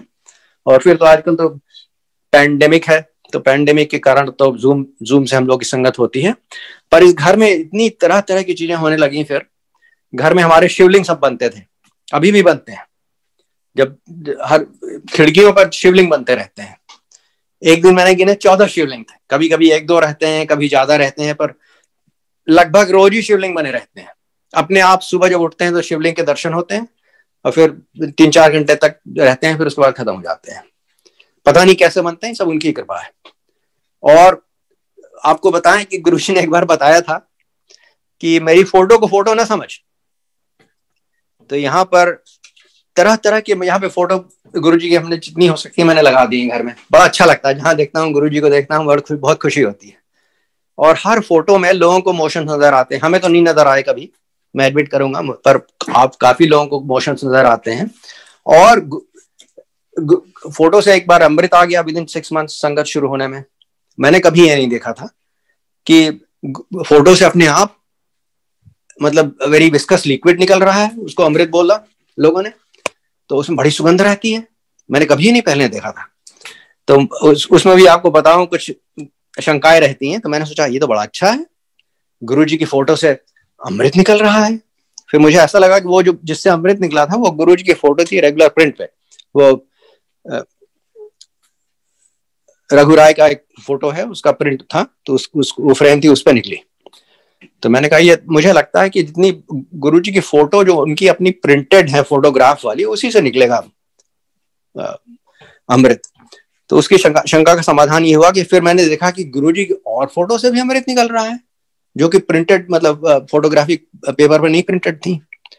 तो मुझे लगा कि अच्छा, तो गुरुजी की हर फोटो से हो सकता है अमृत निकल सकता हो। फिर मैंने कहा अच्छा, गुरुजी की फोटो से अमृत निकल रहा है। फिर उसकी भी शंका का समाधान हो गया। फिर मैंने देखा कि भगवानों की फोटो से भी निकल रहा है, हनुमान जी की फोटो से निकल रहा है, माँ की फोटो से निकल रहा है अमृत। तब मुझे लगा अच्छा, गुरु जी में मतलब गुरु जी हर जगह है, महाशिव है, तो हर जगह वो है। किसी की भी फोटो हो, किसी भी मतलब डेटी की फोटो हो, तो गुरु जी हुए, तो हर फोटो से निकलता है। गुरु नानक की एक हमारे पास स्कल्पचर बड़ा अच्छा है, उससे भी मैंने देखा कि उसमें भी निकल रहा है अमृत। तो गुरु जी का जो अमृत है वो कहीं से भी, चूंकि गुरु जी महाशिव है, तो वो जितने हम लोग जितने डेटीज हैं, चाहे गणेश जी हो, चाहे हनुमान जी हो, चाहे माँ हो, चाहे कृष्ण हो, सभी में गुरु जी हैं। तो ये मेरा लेसन मुझे समझ में आ गया कि हम किसी की भी मतलब पूजा कर रहे हैं तो वो गुरु जी की पूजा है, तो डायरेक्टली गुरु जी की पूजा भी करें। मतलब कोई डुअलिटी नहीं है। ये नहीं सोचना चाहिए कि मैं हनुमान जी की पूजा कर रहा हूं तो मैं अब गुरु जी की पूजा नहीं कर सकता हूँ, या अगर गुरु जी की पूजा करता हूँ, गुरु जी को मानता हूँ, तो हनुमान जी को नहीं मान सकता हूँ। ऐसी कोई बात नहीं है। उसके लिए आपको एक एक्सपीरियंस बता देता हूँ क्विकली। एक बार गुरु जी से मुझे कुछ, मैंने हनुमान जी का ऐसे बस नाम मेरे मुंह से निकला हनुमान जी, कुछ पूछना चाहता था मैं। गुरु जी ने मुझे पूछने का मौका ही नहीं दिया। गुरु जी के तुरंत बोला, साडा मुंडा है, मेरा बेटा है। गुरु जी ने आंसर दे दिया। और आप पढ़िए हनुमान जी के बारे में, तो वो हनुमान जी एक्चुअली शिव जी की अवतार है। ऐसी मैंने देखा एक दिन और कोई पूछ, वहां पे एम्पायर स्टेट के दरबार में माँ की 2 फोटो लगी हुई थी, प्रिंट्स। तो एक दिन कोई पूछ रहा था कि माँ के बारे में, तो गुरु जी ने कहा वो मेरी बेटियां हैं। तो जितनी सृष्टि है वो सब गुरु जी से है। सृष्टि में पहले सबसे देवी देवता ही है, वो भी गुरु जी से हैं। हम लोग तो बहुत बाद में आए। तो कभी डुअलिटी के में परेशान नहीं होना चाहिए। अगर आप हनुमान जी के भक्त हैं, गणेश जी के भक्त हैं, श्री कृष्ण के भक्त हैं, तो रहिए भक्त, गुरु जी के भी भक्त बन जाइए। उसमें कोई डुअलिटी, कोई ऐसा नहीं सोचिए कि अब गुरु जी की भक्ति करनी तो इनकी भक्ति नहीं हो सकती, या इनकी भक्ति करेंगे तो गुरु जी की भक्ति नहीं कर पाएंगे। ऐसा कुछ नहीं है। और गुरु जी ने बहुत सिंपल चीजें कर रखी हैं, कोई रिचुअल्स की जरूरत नहीं है। कुछ रिचुअल जरूरी हैं वैसे, जैसे दिया जलाइए जरूर, साफ सुथरी जगह होनी चाहिए जहां पे आप ध्यान करें। गुरु जी की फोटो रहे तो बहुत अच्छा है, नहीं फोटो फिर भी काम चल जाएगा, पर फोटो रहे तो ज्यादा अच्छा है, क्योंकि गुरु जी स्वयं रहते हैं फोटो में। तो रिचुअल्स की ज्यादा जरूरत नहीं है, थोड़ा मिनिमम रिचुअल्स हैं, जहां पे आप बैठिए, नियम से बैठिए, जगह साफ रहे, अच्छी फोटो रहे गुरु जी की, वहां पे घी का दिया जलाइए अगर हो सके। पर रिचुअल्स में ज्यादा परेशान नहीं होइए। आपको ये बताएं कि गुरु जी आरती भी नहीं चाहते थे कभी अपनी करवाना। मेरे ख्याल से 2005 में पहली बार शायद एग्री किए हों गुरु जी। अब कोई और कोई शायद ज्यादा जानता हो, पर मेरी जानकारी में यह है कि 2005 में पहली बार गुरु जी ने अलाउ किया था कि उनकी आरती हो जाए। उसके पहले आरती भी नहीं होती थी गुरु जी की। और गुरु जी की एकदम सब चीजें एकदम सिंपल। गुरु जी नहीं चाहते कि ज्यादा आप दिखावे में रहें, बहुत ज्यादा मतलब बेमतलब की चीजें करें। देखिए फूल लोग लेके आते थे गुरु जी के दरबार में, एम्पायर स्टेट में फूल भरे रहते थे। एक दिन गुरु जी ने सब मना कर दिया। उस दिन के बाद कोई फूल नहीं आया, बस एक फूलों का गुलदस्ता होता था एज अ सिंबल, उसमें फूल रहते थे बस, और कुछ नहीं। तो we should follow that, you know, keep life very simple, very easy, without unnecessary turmoil, without unnecessary चीजें। Make things easy and simple. देखिए गुरु जी वो संसार के सम्राट, पूरे विश्व के विधाता, उनके पास एक भी चीज नहीं थी। जितनी भी चीजें थी उनकी दी, औरों की दी हुई थी, और गुरु जी एक दो बार, जैसे कपड़े आए एक दो बार पहने फिर किसी को दे दिए, कुछ नहीं रखते थे अपने पास। सब भक्त लोग लाते रहते थे तरह तरह के कपड़े, जूते, कुछ भी चीजें। गुरु जी कोई कपड़ा ला के दिया गुरु जी को, गुरु जी ने एक दो दिन पहना, फिर गुरु जी ने दे दिया किसी को। जूता ला के पहना कि किसी ने दिया तो जूते पहने, किसी को दे दिए। कुछ गुरु जी के पास नहीं रहते थे, सब कुछ जितना आता था सब बांटते रहते थे। देखिए वो जो owner of the whole universe, the creator, जो विश्व का जिसने बनाया है, जिसने सृष्टि करी है, उसके पास कुछ नहीं। और हम लोग परेशान होते हैं, ये भी दे दो, वो भी दे दो, ये भी दे दो, वो भी दे दो, ये हो जाए, and one day will all live with nothing. So मेरे विचार से ज्यादा परेशान नहीं होना चाहिए, आराम से रहिए, life without worry, without fear, जो करना है करिए, अपनी खुशी से रहिए, और गुरु जी पे समय दीजिए, गुरु जी पे अपना प्यार दीजिए। Those are the only things we can give, the rest are from him. आप ये नहीं सोचिए कि आप पैसा दे देंगे गुरु जी तो गुरु जी खुश हो जाएंगे। आपका पैसा भी गुरु जी से आया है, he is the owner of everything. आप उनको कुछ नहीं दे सकते, केवल अपना समय दे सकते हैं और अपना प्यार दे सकते हैं। Those are the two things on which we have control as human beings, that's it. Our emotions and our time, that's it. We don't have anything else that belongs to us. It has all come from him. जो भी चीजें यहाँ पे हैं धरती से आई हैं सब, right? Whatever we have, and we leave it here. So उसके ज्यादा परेशान नहीं होइए, अपना खुश रहिए, enjoy good health with his blessings, enjoy happiness with his blessings, enjoy a worry-free life, enjoy just a very perfect life, as perfect as it can be, without any worries, without any fear.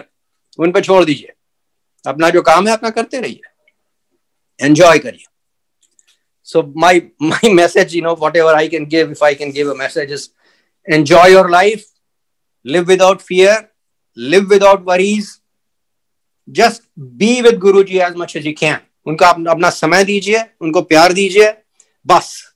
और अपना जो काम है, अपना जो कर्तव्य है, हम सबके कर्तव्य होते हैं, हम सब अपना माँ बाप की तरह हमारे ड्यूटीज हैं, भाई बहन की तरह हमारी ड्यूटीज हैं, बेटे की तरह हमारी, बेटी की तरह हमारी ड्यूटीज हैं, पड़ोसी की तरह हमारी ड्यूटीज हैं, सिटीजन्स की तरह हमारी ड्यूटीज हैं, एम्प्लॉय की तरह हमारी ड्यूटीज हैं, एम्प्लॉयर की तरह ड्यूटीज हैं। सब करते रहिए, उसमें परेशान नहीं होइए, सब करते रहिए। जो भी आप गुरु जी पे छोड़ देंगे वो सबसे अच्छा होगा, और जिसमें आप उलझ जाएंगे और गुरु जी से मांगने लगेंगे, विश्वास करिए वो गड़बड़ी हो जाएगा, उतना अच्छा नहीं हो सकता कभी भी। जो भी आप छोड़ देंगे वो सब अच्छा रहेगा, जिसमें आप उलझ जाएंगे वो सब उतना अच्छा हो ही नहीं सकता कभी। और गुरु जी देखिए सब पे अवेलेबल हैं, सबसे एक्सेसिबल हैं। गुरु जी के दरवाजे हमेशा खुले हैं, आपको बस प्रयास करना है, आपको टाइम देना है, सब कुछ मिल जाएगा। सबसे बड़ी चीज है खुशी, सबसे बड़ी चीज है नहीं डर होना, ये सब तुरंत मिलेगी। Enjoy life. My message is just, be happy with Guruji, keep him with you, and you'll be happiest person in the world. आपको जितनी परेशानियां तो होंगी, परेशानियां तो दुनिया में बहुत हैं, परेशानियों के कारण हम लोग आए हैं, जन्म हमारा परेशानियों के कारण हुआ है, कार्मिक baggages have brought us back here. परंतु देखिए सदगुरु की कृपा जब होती है तो वो हमेशा हमारे साथ रहती है। सदगुरु जब हमें मिल जाते हैं या तब हमें किसी बात का डर नहीं होना चाहिए, क्योंकि Sadguru is never going to leave us ever. अगर हम लोग उनके हिंड्रेंस नहीं बने विद ऑल आवर फरमाइशेस, तो हमारी जर्नी बहुत जल्दी खत्म करवा देंगे और हमें वापस पहुंचा देंगे जहां हमें पहुंचना है। अगर हम उनकी हिंड्रेंस बनते रहें कि हमें ये भी कर दीजिए गुरुजी, हमें ये भी कर दीजिए, तो हम अपनी जर्नी लंबी करवा लेंगे, हो सकता है हमें कई लाइफ में आना पड़े। पर Sadguru is totally committed to us to take us back to where we have come from, where we need to be. वो हमारा हाथ नहीं छोड़ने वाले, उनके दरवाजे हमेशा खुले हैं। तो प्लीज आप उनके काम में बाधा मत डालिए। आप बाधा डालते हैं जब आप चीजें उनसे मांगने लगते हैं, वो आपको दे देंगे, पर उसका क्या नतीजा होगा ये आपको नहीं मालूम। तो बस गुरु जी से फरमाइशें बंद कर दीजिए, बस गुरु जी पे विश्वास रखिए, टोटल फेथ रखिए, सब कुछ उन पर छोड़ दीजिए, बस समय दीजिए और एंजॉय करिए। जय गुरु जी।